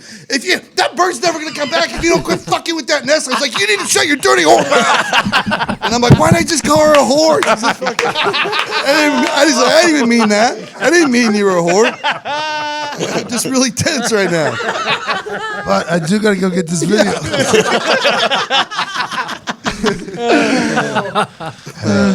Hey. Yeah, right there, Todd. The fucking squirrel video. Oh my god. Fucking Tarzan Todd. Oh my god. That was incredible. Good for you, man. So somehow you should feel a lot worse than me and Foxy, but Foxy and I chose to do this to ourselves. It's 100% our fault. You guys put on a show, though. I think we did. I wish I would have done the wedding. By the way, that's the only way the story gets better. all the groomsmen were coming up to me during the reception. They were like, "We were pushing so hard. You have no idea how close you were. We were like 5 minutes away, I think, from really having you do it because they were trying to mend the peace between the 2 leaders of the state. Mm-hmm. And as they continued beefing, all the boys, I guess, were like, "Just fuck it, let McAfee do it. Hey, just let fucking McAfee do it. Are we?" Could you imagine everyone in the hotel, the staff, the guy with the shorts he's doing the wedding? I practiced at the bar as soon as I got the picture of the certificate. I was like, dearly beloved. It was so funny. And all the groomsmen were like, yes. He can do this. We need that. And Klein, the other agent of mine, he was going to be up there next to me to make sure that we satisfied the Jewish portion. Right. He was going to tell me things to say during the Jewish stuff. Hilarious. Yeah, it would have been that. I didn't think that wedding could have got any better. I think the only way it could have got better is if I was doing the wedding. Exactly. And that's strictly for myself. I don't know how they would have. I don't know how they would have. That would have been for me. That would have been a good time. It would have been a show. They should have done that. Well, I mean, I think there's a lot of planning. No, for next one. Yeah, no. Somebody in that group gets married. Yeah, for the somebody in next guy. that group is. Gorms, Pardsy here. Yeah. Chopper. Listen, we were with a couple billionaires potentially. Mm-hmm. Gorman was just like literally sitting right next to one for the weekend. Got a chance to meet the Who. Was all in Chopper Bopper. Am I correct? Not bad. Not a bad weekend. Yeah, well, you're just hanging out with Jim Irsay again. A little bit of the Who, a little Jim Irsay, I got a fun one though for you. Yep, let's hear it. So he says, hey, be over at the house, 4:30-ish, 5-ish, come on up. We'll have some food and stuff ready to go. And in Jim's, entertaining way, he says, brother, don't worry about transportation. I got that covered tonight. And I'm thinking, okay, good. We're going to take a couple runner vans out there. He owns a great runner vans that he gets around town in. Tour bus. Because, by the way, for those that don't know, the concert venue is like 45 minutes away from every human that lives in Indianapolis. No matter where you live, it is and at it's least a 2-lane entrance. Yeah, and it's single file highway in there. It's going to be traffic. So I'm thinking, okay, the big man's he does it right. He's had that police escort out there before. Tour bus, possibly. Everybody just kind of moves over and they let him in. They've been, So I'm thinking, okay, we get into the runner van. We go outside, we get into the vans. I'm thinking, okay, here we go. We're going to meet the police escort. We stop 2.5 miles later, and we're at the helipad.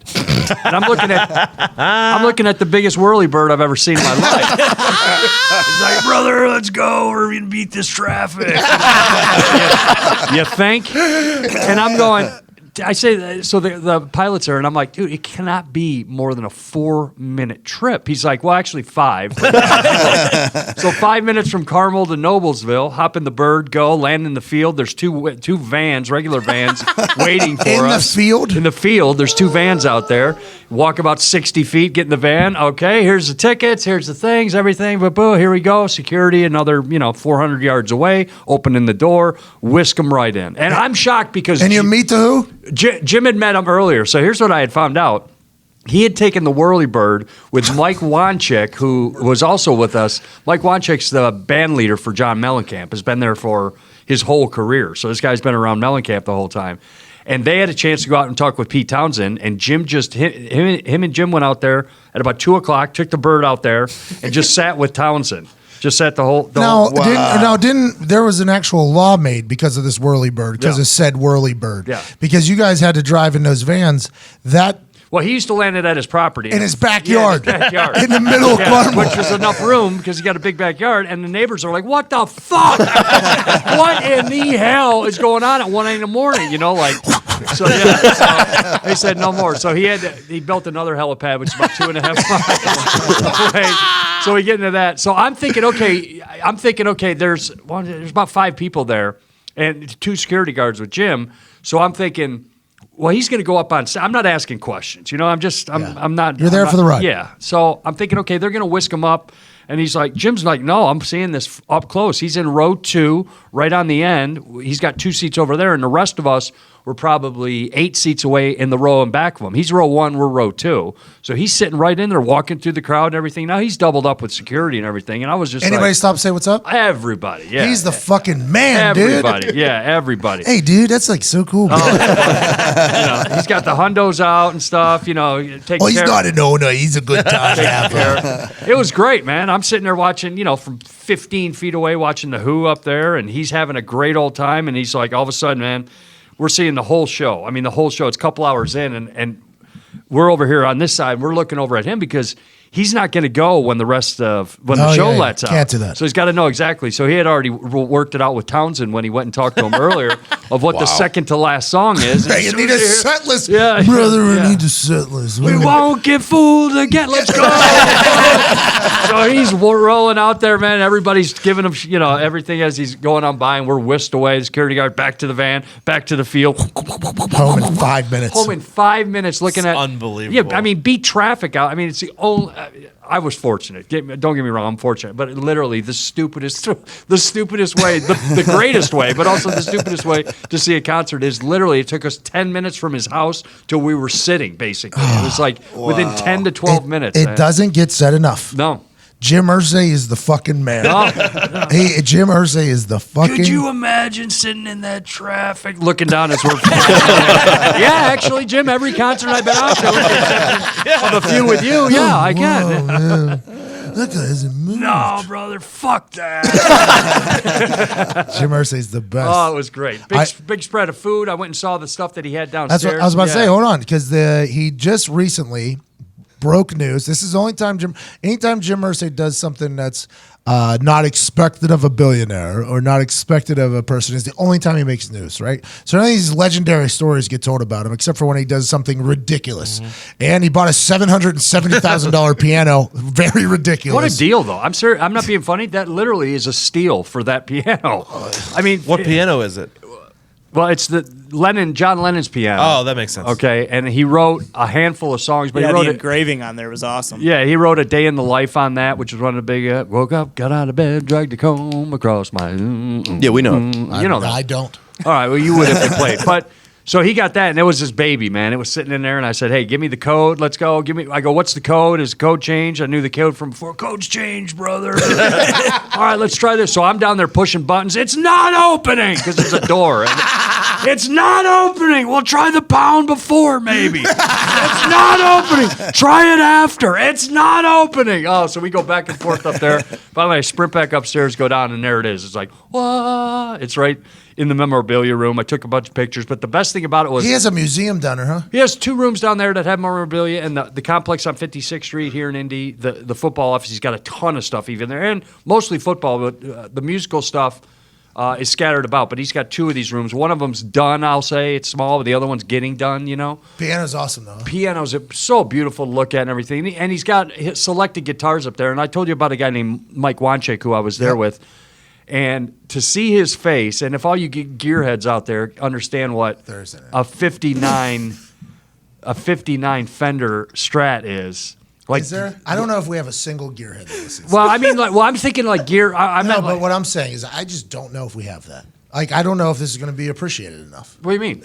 Because I don't even know what a gearhead is. Well, a gearhead in music terms, if you're a car guy, you're a gearhead. But if in music terms, a guy who likes gear, a guy who likes amps, guy who likes everything, Okay. guitars, guy who likes. Oh. Okay, sorry I about think that. about Gears of Sorry War. about no, that. for frontman I was thinking gearhead. what you were thinking. Okay, yeah. Yeah. Well, So anyway, he sees this 59 Strat, and he's like, to see his eyes.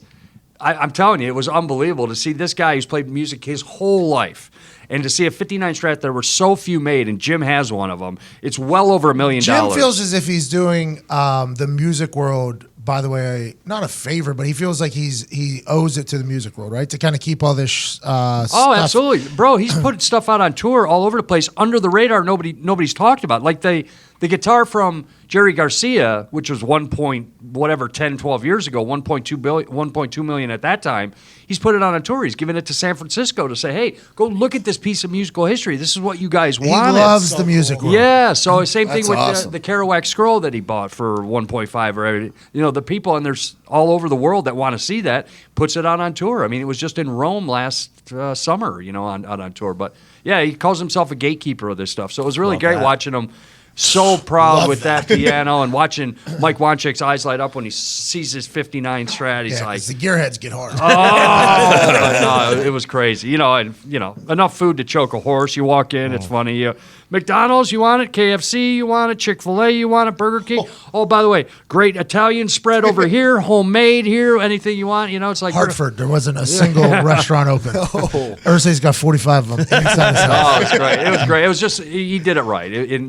It was just fun to see him with the Who. You know, watching like while they're up there doing it, because he's Like a fan, yeah. Yeah, when he was 10 years old, like he was like, man, I was buying Who albums and thinking like, man, one day, you know, I'd like to, you know, see these guys. Now he's seeing Roger Daltrey having tea with Townsend for an hour, and you know, before. What's the his gig. favorite meal? Like, what's he really get off? What did on? Irsay Like, go to there? yeah. Did he go to Chick-fil-A? Same thing, everything. Yeah, he did have a little Chick-fil-A. Yeah. Oh, shout out Chick-fil-A. Yeah, this is when he goes to a restaurant. There's always 3 to 4 entrees ordered just by him. Yeah, we're Really? gonna try it. Got to try it. Got a steak here. Got a fish there. Got some crab there. We got to Love that move. Dude, he's the best. So it's all around. Everybody help yourself, but we're gonna try everything. I'll take Love that. one of everything. Big a la carte guy. I'm a huge Jim Irsay fan. Does he play instruments himself? Oh yeah, dude, he was supposed to play at the Super Bowl after party. He can pick that fiddle. He was supposed to play the one that we lost. The entertainment was going to be brought to you Zero by chance he was getting up there and playing after that loss. No, Zero. he didn't. There was no performance after the loss, but there was supposed to be one special guest performance by Jim Irsay, and I was elated. He's an electric individual, man. Good for him. At his daughter's weddings, he's plugged in with friends that have been there and played galore while the dance floor's going on. I think he played at a birthday party he was at that I was asked to go to. He was at a birthday party, somebody he knew, and I was asked by his assistant day of that was like, is there any way you can be at blah, blah, blah at 7 o'clock tonight? And I was like, I don't think so. Is there any way that you could be at blah, blah, blah at 7 o'clock tonight? I was like, I honestly don't think so. Okay. Mr. Irsay was wondering if there is any way. I was like, oh, yeah, I could be there for sure. I know how this goes. And I get there, and he's just having a good old time, and then he fucking plugged in the guitar and started playing, and I was like, he can play. this He's dude really is good, huh? electric. Yeah. Yeah, he is. Nice. He's an awesome guy. Shout out to you, though, getting to live an incredible experience. How about that? That was a great night. Yeah. We were on a plane yesterday for 2.5 hours. Almost died in there. It was tough. It was tough. And we did it today. Atlanta, Hartford, and then back Hartford to Atlanta to get to Indianapolis. Kurt Angle went from Hartford to Atlanta to Pittsburgh. That's a lot worse. Yeah. I watched him do it right in front of me, right there in front of me. And Booker T. And I was like, oh my God. That's tough stuff.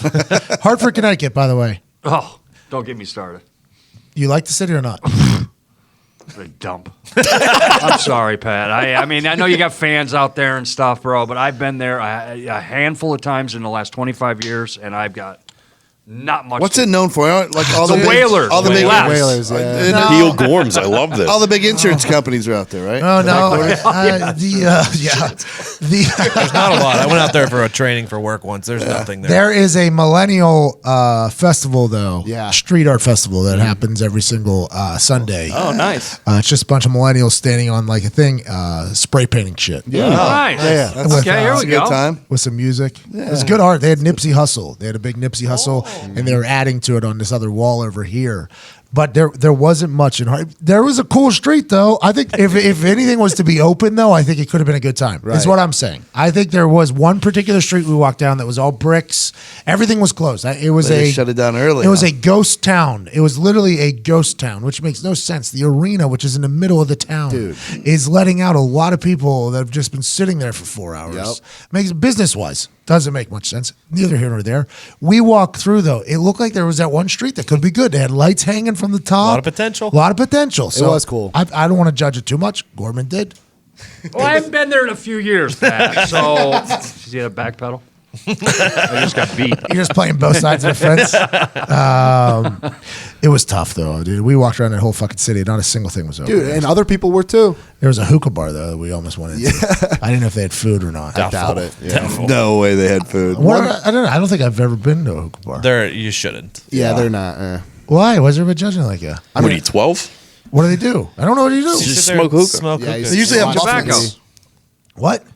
Tobacco in the hookah. Like those hookah things? Yeah. It's just a bunch of those? Bunch of young, like hippie, like kids that are old enough to go to a bar. Correct. Yeah, exactly. And then do you eat there? Because Yeah, if you Red eat there, Bull we and should have muffins. went. a lot of them don't serve food. No, that's a real thing. The last hookah bar I went to had that. Red Bull and muffins? Yeah. I would have loved Red Bull and a Oh, muffin. did you hear about Zito's Chicago trip? No, what happened? I went back to Chicago for a Twitch event, and I went to the wrong location. It was in a different. It was in a different city.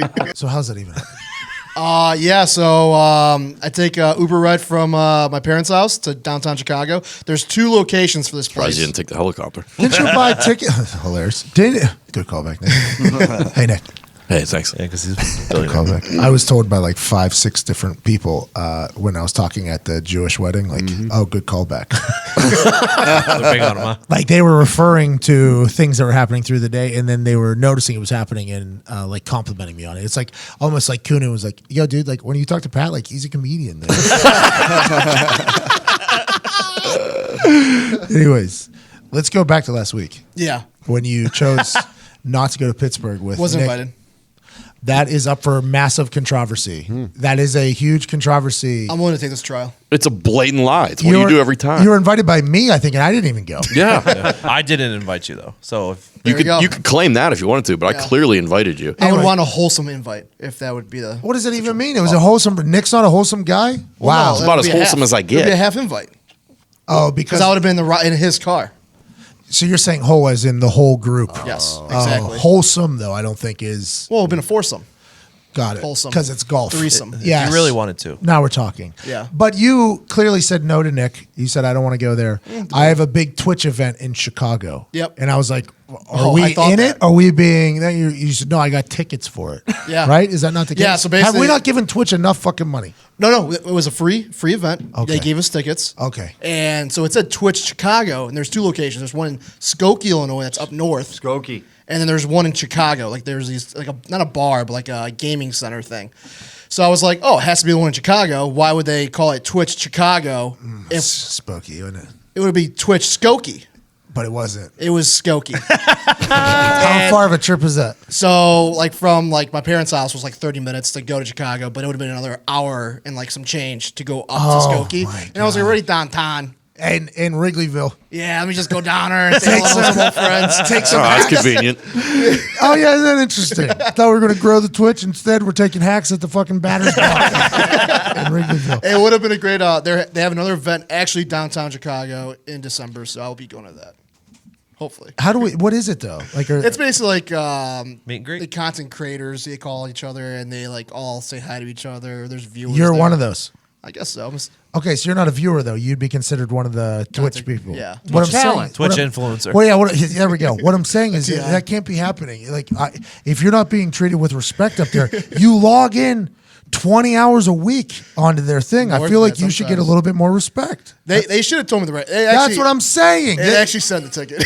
Yeah, I was gonna say the venue was not on the ticket. It was in bold. It was like not Chicago location. Oh, Skokie. it said that in bold because on the reservation in our itinerary for the hotel that we're staying at, in Hartford, right below the name, it had the address right there. Easy and facts. Foxy sitting shotgun. I should have, we've been around the world, and I always do it. Where are we going? Yeah. And Foxy's very good at this. Very good at this.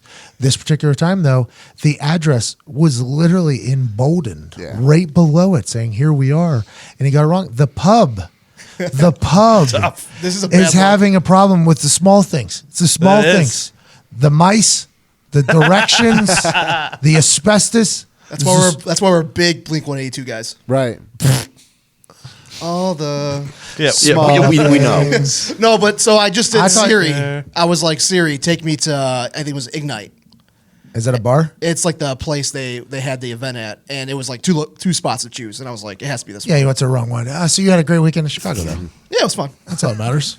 I missed on a big opportunity, but December's coming around the corner, and It is right around the corner. You see how he rolled his eyes? A big opportunity. Get more than 20 people watching the stream. little by little. By the way, Zito is electric on this Twitch stream. Okay, you can't hear half the conversation that's happening. You can only hear Zito's side of the conversation, but he is an electric individual, and he logs so many hours into these video games on our Twitch stream. So many. He's on there all the time, and there's only 16 people that watch him every night, and I think that should grow. I think that should grow. It's a loyal 16, though. It's a Very group loyal. chat. Yeah. They're in a group chat. They know when it's happening. We're going on 4 hours tonight. We're hanging out with Zito and the boys, and it's 16 of them. But as a person that was presented this Twitch thing as a business plan, as a business plan by Zito, strictly Zito and Boston Connor, as a business plan. That's kind of an interesting thing to go up there and see every night. That's just you and your friends playing video games. You know what I It's mean? more of a friend. We're a family in there. There you go. Attaboy. You are. I think more people should be watching you, though. That means a lot. Thank you. No, I do. I honestly believe that you're an electric Or just figure. subscribe. Like, I don't watch, but I subscribe for him. That means Same. a lot. It takes That might be a subscriber. lot of people. I don't know. I haven't looked into the numbers. It was just what do we call it? Immaterial. Immaterial. What's this immaterial? Twitch.tv. / the Pat McAfee Show. Are we sure it's not a forward slash? It's a slash. It's forward. They'll figure it out. Leans forward, right? I think it does. Jeez. Yeah. Yeah. Look at I think it now. so. Z, I would like to let you know the RV was definitely mentioned on the watch along. Yeah, Sonia Oh. Deville. Oh yeah, I saw that. Heard that. Sonia did? Yeah, she said that it was was a big fan, embarrassing. too. No, she said, She it said was embarrassing? To who? to me first, and then I let her know that it was not me. It was a guy named Zito, and she said, "Well, it's embarrassing for him and for you." I was like, for me, I wasn't even on the thing. I was on a bus with you. Excuse me, Sonia. She slapped me though too. Sonia slapped me in the face. I'm not a fan of hers anymore. By the way, she made me laugh a couple times. So I'm a fan again. She carried another woman. And we're back. She carried a woman up a ladder like she was a firefighter during the Money in the Bank match. She carried Mandy up there. I think she's like a really cool, she slapped me in the face, obviously, but I don't like that. I mean, that's it's something we can change. I like that the RV is just going to follow you around the WWE. It was mentioned, live on the thing, and then off camera, it was like, it got destroyed. Somebody in the back. Yeah, it's, it was a WrestleMania moment. yeah, I'll never be forgetting. Todd, did you go to Iowa? No, I didn't. Stayed. Got your haircut, though. I did get my hair cut. good haircut. Yes. Look good. Thank you. I appreciate that. Sometimes you just can't take chances in the office, and you gotta go somewhere where you know it's gonna get done the way you want it. Hi. Yeah. But I've been very vocal about that from the get go. You have been. Yeah. So they're not hearing anything they don't know already. True. You look good. The hair looks good. Thank you. I appreciate it. Yeah. No. This weekend held down the roots here. I mean, outside of Todd, Who was very much holding down her. Yeah, You exactly. could came over to my house, man. Well, Sit by the fire. I considered it, but I had power. Hey, good call, man. Yep. Went to John Wick on Saturday. That was really all I wanted to do all weekend. You loved it.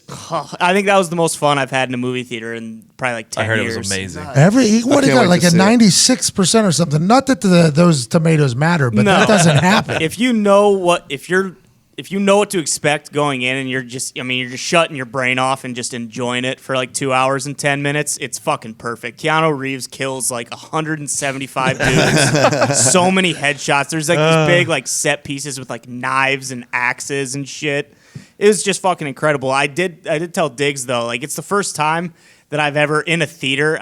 When I sat down, I had like plot my escape because I was like, who knows what kind of people are going to be come watching John Wick. You see a guy come in with a backpack, and I was like, all right, I got everything in my pockets ready to go. I need to be gone at a moment's notice. That was crazy. I've never done that before in a movie. It changes everything too. It does. Knowing that it's really him doing all that shit. Oh, Because yeah. I could watch the behind the scenes shit on the stunt choreography. Halle Berry does it too. Yeah, Did you watch see her? Yeah. Oh, yeah, Don't she even was get me there started training, on too. Halle Berry. The scene in Monster. Oh She my was god. Fucking on the floor with Billy Bob. When she's naked. Favorite sex scene Yeah. ever.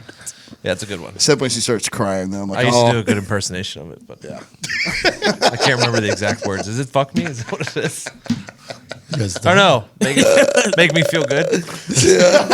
That's what it was. That's awesome. It's always in that list of top Make me 10 feel sex good. scenes, but it's like it is one of the best ones, and then it's also like the saddest one. So you're like, oh. He's not wrong. He's describing it perfectly. Yeah, but I have no idea about that.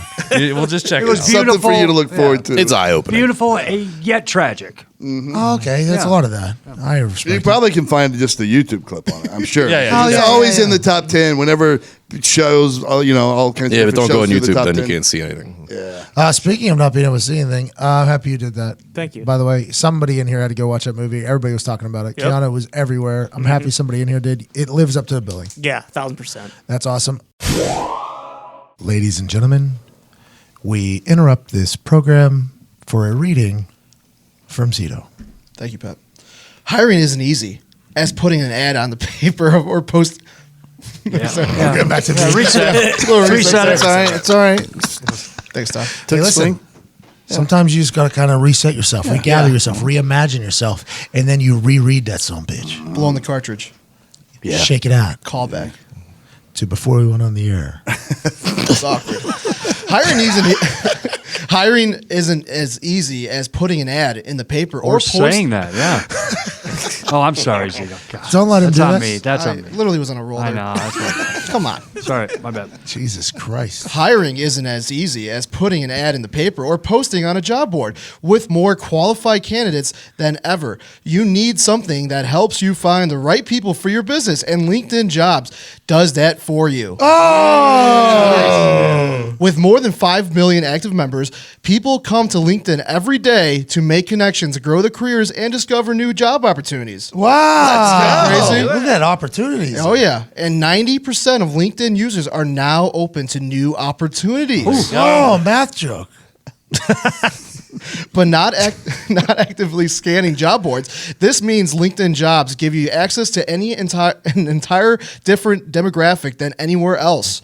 LinkedIn Jobs uses knowledge of both hard and soft skills to match you with the people who fit your role the best. You've been telling us about these hard and soft I tell skills. all you guys about this all the time. What happened there? With the word all there. Something do you happened. mean? Something just... All the time. Yeah. It just sounded like you little funny. in the middle of the word decided to use an accent.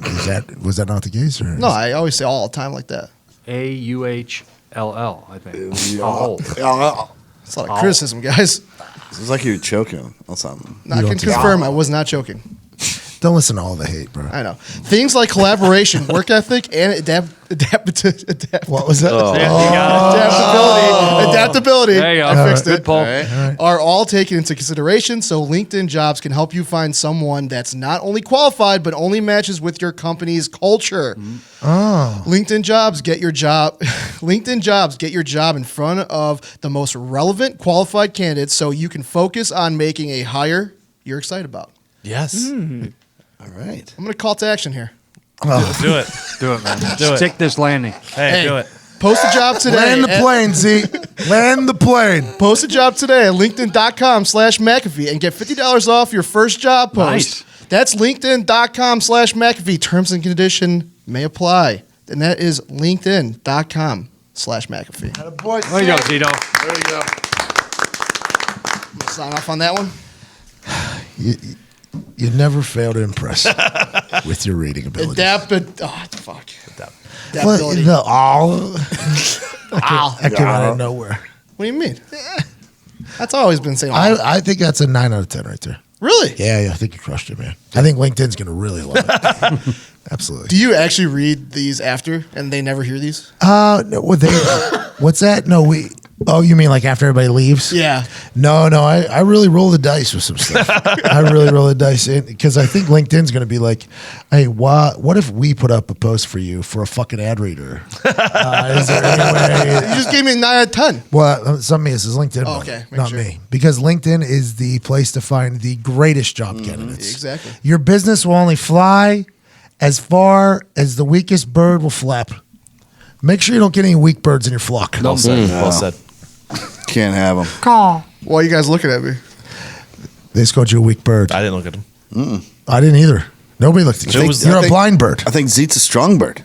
Yeah, you're also a blind bird because nobody looked at you. Yeah. I'm like the bird in your house. Yeah. You're a self-conscious bird. Call back. It's a land-dwelling bird, an ostrich. Yeah. That's what I see. Yeah, not one that flies. Yeah, not a one bird that flies.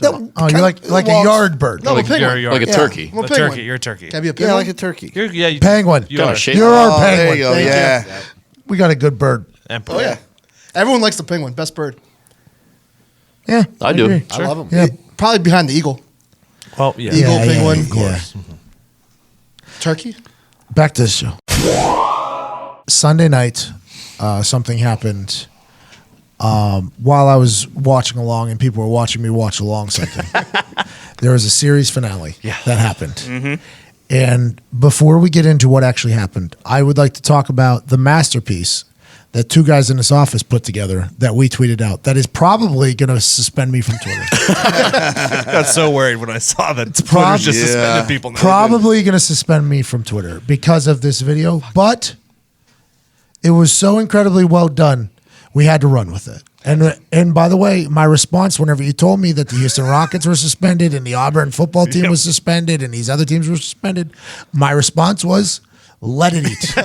Mostly because the amount of time you two put into this, in the preparation, was very noble. And how it has reacted on the internet was incredible. I think you two, Diggs and Zito, deserve to watch that video go. Because that was an awesome video you two put together. I think honestly, I think you guys really, really fucking did it. You really did it. We prepared. The office prepared for something. We did. First time. And look, it pays off. It pays off. It was incredible. We just wanted to. Well, first off, we knew, like, even though Games of Thrones, there's fucking people out there who are never going to be happy, and they're not happy with the last season. But 7 out of the 8 seasons have been great. So we knew that we wanted to commemorate the show in some way. In a positive fashion. In a positive fashion. So we went through and we found a clip of every main character that's ever been on the show, and we put it together to the music from Wiz Khalifa and Charlie Puth. From Fast and Furious. Which By the way, is pretty good recipe by you guys. Pretty good We're recipe. We're going to put down all the notable figures in the most watched television show in history and one of the greatest, like, commemorative songs in the history. It was genius. It was waiting out there. It was good pull by and you we guys. just wanted to remember the good times. That's what that video was about, was to remember the good times. Because it's this last season has been a long day without you, my friend.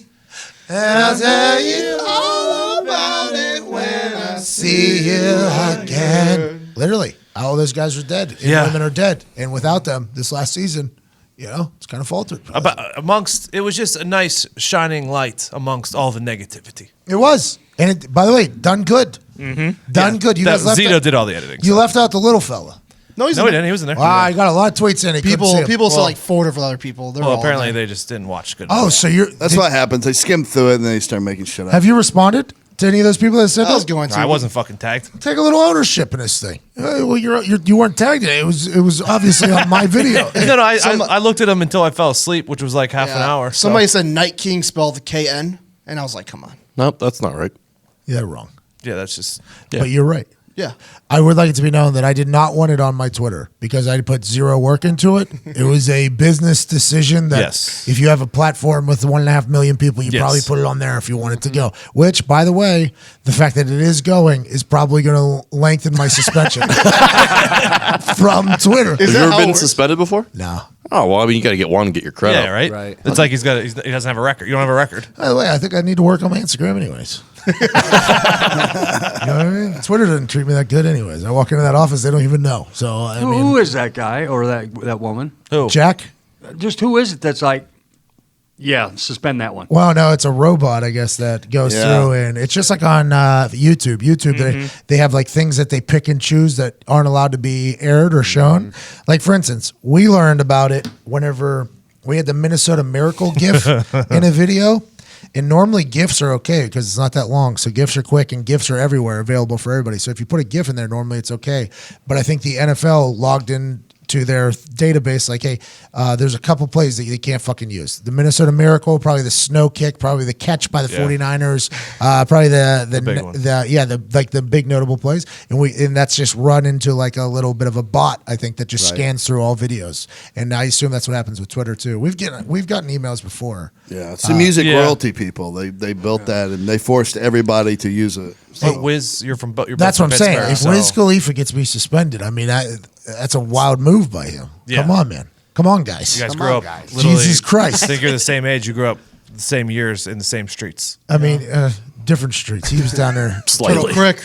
He was Nope, not there, but he was down a different area. Oh. Older dice, right?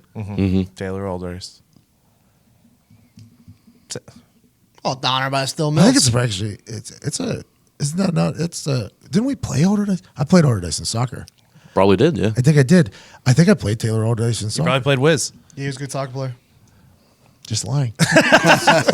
just absolutely lying. So if we get suspended because of that, I mean, it happens. But people were very, very, very angry about the way this whole thing ended. I didn't get a chance to watch it yet because I was watching along something else. And everybody knows that I like to save my watching for when I can DVR it so I can pause it on the more finer points, like the bottles of water that are just scattered around in the Starbucks games. I've been playing that game for a long time. People go back 3 seasons, see what you can find in there, by the way. Correct. If you want to start getting a little judgy-wudgy. Huh? How about that? Exactly. You should see what's in the background. Little personal fan, little misters in the background of one of them. I used to watch because that's how although they were hour episodes, normally took me about an hour 20, hour 30 to watch every scene. Yeah. Because you watch it diligently. And multiple times. Yeah, well, and also you got to go back to make sure you fully understand all the terms. So going into last season, I knew with all of that diction and all of the things that are happening, it was going to be very difficult to wrap up all the storylines. It is. It's going to be very difficult to do that because I've watched every scene. You know, I'm such a big throner. And I think that is what everybody's mad about is the fact that all the storylines have just been kind of shot to shit here this last year just to end it. Is that right, Ty? Yeah, pretty much. The race to the finish line was because they had so few episodes when they could have done more. HBO initially offered, they said, hey, you can do 10 more for both of these seasons. The guys who created it said, no, fuck it, we're done with it. We want to be done with it. We'll do 7 and 6. So because of that, stuff basically fell by the wayside. Did just to get HBO to let the finish. world know that? Probably. Did HBO leak if you guys are hating the way this is going, by the way, we were feeling the same way. Did HBO do that? The creator said that from the get-go. They were like, hey, we could have done 10 more a piece and beat this thing into the ground, but we want to be done with it. Why don't people appreciate that, by the way? Why don't people appreciate that these writers, mostly because I understand why. Large from Barstool, he's on Breakfast. Barstool Breakfast. Barstool Breakfast. Good show, by the way. I enjoy those. I enjoy the quotes that come out of that show. Large said they could have had the greatest ending of all time. They could have. Like they're supposed to be this greatest show and supposed to be all these things. And instead they put me to sleep. Like they could have had that. And that kind of swayed my opinion, by the way, on the whole thing, because being able to just crush an ending of a show is a big deal. Like when you're working on stand-up, especially for a storyteller, your last story is the hardest one to piece together. So if you see a stand-up comedian like a year or two apart from each other and they have the same wrap-up story, that means that they've done zero work. That means that like in the last year and a half, they have a good set. They've maybe worked on their set. But to write the last thing that ties everything together is the hardest thing to do. Like that is actually the hardest thing to do. So the fact that they chose not to do that, I do think that they should be held accountable for it. Pat, I thought about this last night, and I thought you would appreciate this because you always say it about MMA fighters. Like, these people have been doing it for 10 years. They've made a lot of fucking money. And these It's got to be hard to want to wake up and write. Correct. They're on set for fucking 50 days at a time, and these creatives, they always want to move on to something new. They got tired of doing the same thing every single day. Just like when Conor McGregor got paid, you're like, yeah, he's not fucking waking up at 5 a.m. and putting in the same work that he did in the beginning. It's true, but the story though. Also, but what people fail to realize is like they were handcuffed from the get-go. The guy who created it, George R.R. Martin, told them, hey, this is how I want to end it. This is how I'm going to end it. They had to fill in the cracks to get to that point. Like that's why. So they didn't. So hold on now. I'm completely. And this is probably something I should have known as a great throner. If they're not allowed to pick how the ending goes, they gave them basically like bullet points, right? Yeah, like, this has to happen. Exactly. This has to happen. That's exactly what the last episode was. It was bullet points. It actually played the way I describe it when someone asks me what happened. Yeah. I give you 4 or 5 quick points. That was the episode. That's how lazy it was presented. It was a Cliff Notes version of a finale. And that's what you saw on film. And you shouldn't let them off that easy. Well, that was a fucking disgrace. A lot of people aren't happy with it. A lot of people are. It was the laziest production I've ever seen in my life. And I assume they're going to crush Star Wars because it's something new and fresh, and they get a whole new motivation to do it, which I appreciate and respect. I very much understand that. But the ending of something, as somebody who is a storyteller every once in a while, the ending of it is everything. The ending is everything. Lazy. So I don't like the fact that they weren't able to choose how it ended. I mean, I'm sure they could have to an extent, but like that, what happened last night is. That's what's going to happen in the fucking books. Like, that is what is going to happen. It's also taken the guy writing the books 9 years since he wrote the last one to even, and I mean, they've blown past his storylines in the books to the point where it's like, it's laughable how far behind this guy's fallen in writing. It would have been way better if you'd have given me a 2.5 hour, like the last episode was 2.5 hours, and this continued after the battle. Instead of breaking it off and just be like, all right, let's just cut out a bunch of shit. They wake up the next day, everything's fine. They pick a guy, they get a couple chuckles at the end, cut it. Oh, by the way, tease Arya's spinoff season. Oh, that would be awesome, dude. That's what they did. Arya's having a spinoff? She's going, she's sailing to the west to find new worlds. Is she alive? Yeah. Oh, yeah. Oh, that white horse, a lot of people were saying potential death situation. Whether Those people are wrong. Yep. We can criticize the writing, but the cinematography is still insane in every single episode. Hey, Pat, I watched that. I was telling Diggs and I told Ty, I've never, ever, ever watched a minute of Game of Thrones. Last night, it was going into overtime between the Bucks and the Raptors. There's like 10 minutes to 10, and I didn't know it was like an hour and 20 minutes. So I thought, screw it, I'll watch the last 10 minutes. I turned it on. It was when, no spoilers, but the guy's walking up to a castle. John. And the doorman of the castle is a fire-breathing dragon who's covered in ash, who then raises up, looks him up and down, and then gives him the nod like he's okay to go in. And I'm like, what the fuck have I been missing? It was awesome. So I did rewind that back, but I didn't see the end. When she was at the steps and she was giving a speech to the Unsullied and she's walking up, and the dragon lifts up to fly away and is behind her, and it looks like she has dragon wings, was like one of the cooler scenes that I've ever seen. And I see a lot of people saying that's cool, and I saw a lot of people saying that was so corny and dumb. Yeah. So it's like, how can you please even a fraction of people? You can't. The diehard fans, you can't please. I think WWE runs into that problem. You can't please them. They're going to be there. They're going to watch everything. But I think me and Nick were talking about this earlier, and I think this is like an interesting thing to note. Like me and him, a lot of the people that are in here that watch it are diehard fans. And I was okay with it. I think a lot of the people that are pissed are the people that have binged it like very recently and have just like got everything. So like they've noticed like a drop in quality a lot quicker. But I mean, I don't think that many people who are like super diehard fans of the show are pissed. I mean, I don't know, but I feel like more people were okay with how it turned out. The positive video that the Zito and Diggs put together has gotten a lot of love. So there's a lot of people that are obviously. I mean, it's 20-some million people a week are watching it. I haven't watched a single minute of the finale there, But I do know, as somebody, like, the wrap up is a big deal. You know, like that is that's the hardest. Sometimes they just miss. It was like there are 10 different plot lines going, right? Exactly. And there are going to be a couple loose ends here and there. And you can argue, I didn't personally like the choice that they had at the end, who sits the Iron Throne. I wasn't crazy about that or the way they came to that conclusion. But I was like, okay, I get it. Like, it made sense. I just didn't love it personally. But I'm like, fuck me. What do I matter? Okay. I knew he was going to get it, but I wanted it to be like, explain to me why. Yeah. The reasoning they picked him was just like, it was almost like they were doing a parody of Game of Thrones. Yeah, no, I agree. I agree He was 200%. like, you know what? You've had it pretty rough. You should be the king. And everybody's like, agreed. I tend to give shows a break on the finale and last seasons because all of, like, the greatest shows of all time, every single last episode is criticized. Like, it's every single good show that's ever We're talking been about on. this Except last Breaking week. Bad, Yeah. Home which is Improvement. legendary. Home Yeah, Improvement. Breaking Bad was a legendary. Yeah, it was movie. not bad. Some shows nail it. But like I said this, I tweeted this, like when I followed that show, I was always interested in like the Stark storyline of things. And to me, it was interesting, like all Ned Stark's kids ended up like kind of right where they wanted to be in the beginning. Arya gets to be an adventurer and gets to go off and travel and get into fights. Sansa gets to be a queen of her own kingdom in the north, which she wanted to do. Jon gets to go.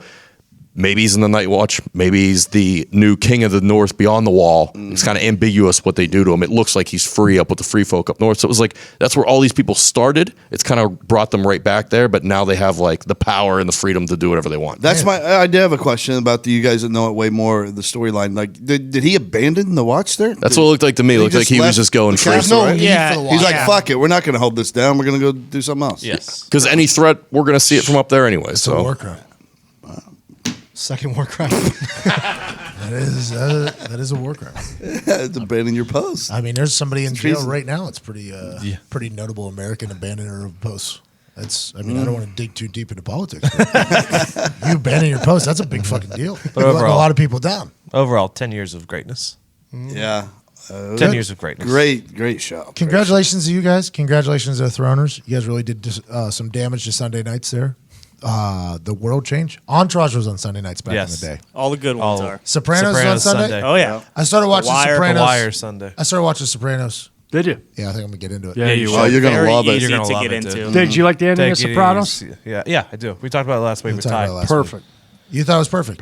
Perfect ending. So what he was saying was going back to what you said earlier, because you said there's no show that's really had a good ending. That's what he was just. That doing. was very Callback. divisive though when it came out. But like people no, fucking no, hated it when no, it first but I'm aired. saying I don't know. I think we're pretty reasonable people, but there's the Oh fucking- yes. You're the right. negative people. There's it's like Seinfeld had a terrible ending. It's one of the greatest sitcoms of all time. But like I think people look back on it now and they still watch it in syndication religiously, and no one's like, "Oh yeah, but it ended so bad." Somebody Nobody remembers that. tweeted that history is going to look fondly upon the way Game of Thrones did everything, and I think that's probably an accurate statement.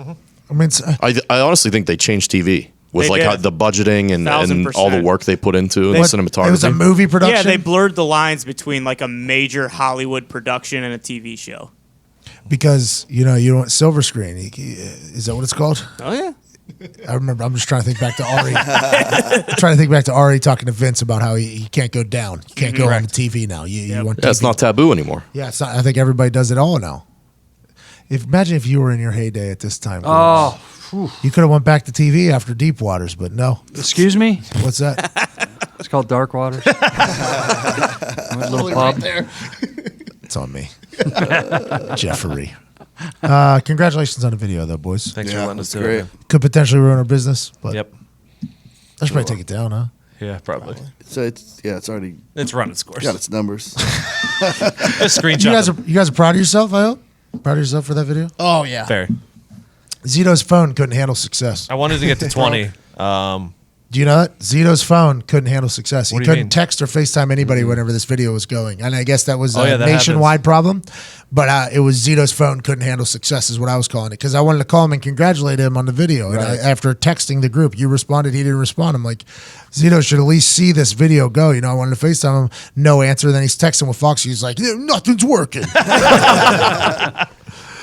Oh, my gosh. 16,500 retweets. Oh boy. 1.1 million views. Jeez. Nice. That's It's a good run. that's an incredible fucking run. Honestly, I'm gonna have to. Do I delete it right now? Yeah. You guys are proud of it? Brad. Nick says no. Nick says I didn't make it though, Yeah. and it's not my account. So It might be nice for me to be 30 days off. Can I still Is that scroll? what it is? Can I still scroll through Twitter? I don't know. I don't know how it works. Delete it. I'm gonna It's keep been it, bro. a long. I'm gonna keep it. We got nothing but time, man. Football season's how far away? Like 3 months. September. Bro, if they suspend me for 3 months, wait until that welcome back party. This is on you, Twitter. Just send me like an email saying, "Hey, take it down, will you?" We've never had one before, so I imagine they'll give you a slap on the wrist first. Right. We must remember I've been in multiple Twitter headquarters. Yes. And they have no idea who I am. None. Well, They're lost. you just rubbed elbows all weekend with some powerful people. So They didn't know who I was. I know now. Good people. And we did good dancing. Legs were very sore. So sore. Legs were very sore. Kinda Go-to dance embarrassing. move. I told Corbin that. Whenever he told me he was wrestling for 14 days in Europe, I was like, you should see what I did last night on the dance floor. Everything, man. What do you mean? Everything. every move. Every move. I do I don't know if every, you had like a favorite. I do every move. I do every move. I do every move. The floor, I never said that. I never said that. I never said that. I tried to tell the guy that video, the Twitter account that tweets out this video, is good for Francesa. I said, the only way I learned about Francesa is that Yep. Funhouse Twitter account or whatever it is. Yeah, he knows. He likes it. I was like, well, I just want to make sure you guys know. Like, the only way I know about Francesa is through that. It's a good thing. Yeah, it's a good thing. We should maybe be asking for more of those. And every time he says, I never said that, I become a bigger fan. Just a full-on bigger fan.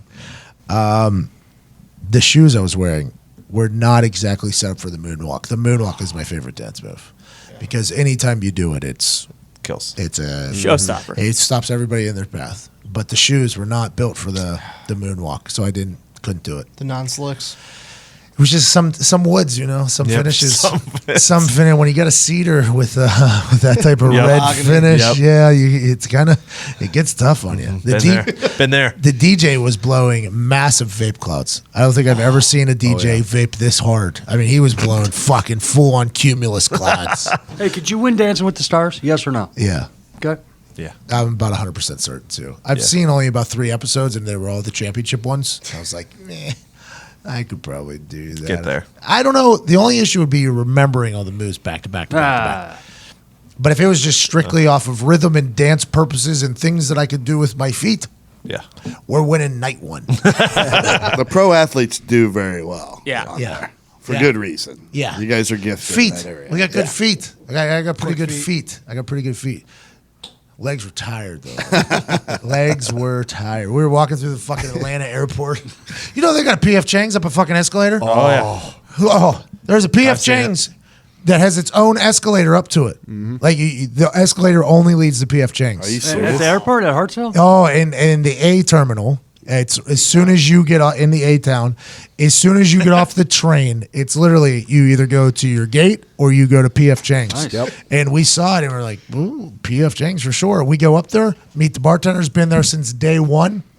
Breaks it all down to us. They made 13 million last year at that fucking place. Wow. 13 million at that. It was packed. I was like, I had no idea PF Chang's was in a fucking airport. Did you go lettuce wraps? No. They went in. Chang spicy chicken, shrimp fried rice, and spicy tuna roll. So good. So good. Atlanta Airport might be the busiest place on the is. entire Earth. It's not. That's not like a might be. It's that It is. actually is. Yeah. The, Yeah. It was outrageous. But even the Insane. people that were working there were telling us how outrageous it was this Yeah. past weekend. They were like, I don't think I've ever seen it like this. It was just like mobs of people. Like, and it was just one after another after I guess another. the cocaine mystery's been answered. Okay, we got a busy airport. It was a good time, man. It was a good time. Those kids are having fun. They just need to watch what they do to their brains, man. Honestly, I don't know if that stuff's good for you. Just not my thing. Fucking James Earl Jones here. At the, sound like that heart. No, he's not James Earl Jones. Hey. The other guy. You won't. Ving be Rhames, the- What's his name? Ving Rhames. I don't know.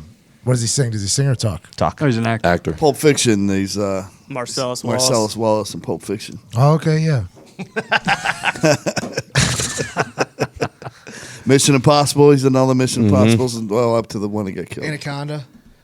Yeah. He's not an anaconda. He's not. Sharknado? No. I think Good you're- guess. Just Sharknado is a good guess. Just go ahead and send that one out there for everybody. All right, we're done here. It's been a long day. Ty Schmidt. Hashtag Endgang, hashtag Endgame. Just send us something to make us laugh. Ty Schmidt, hit the music.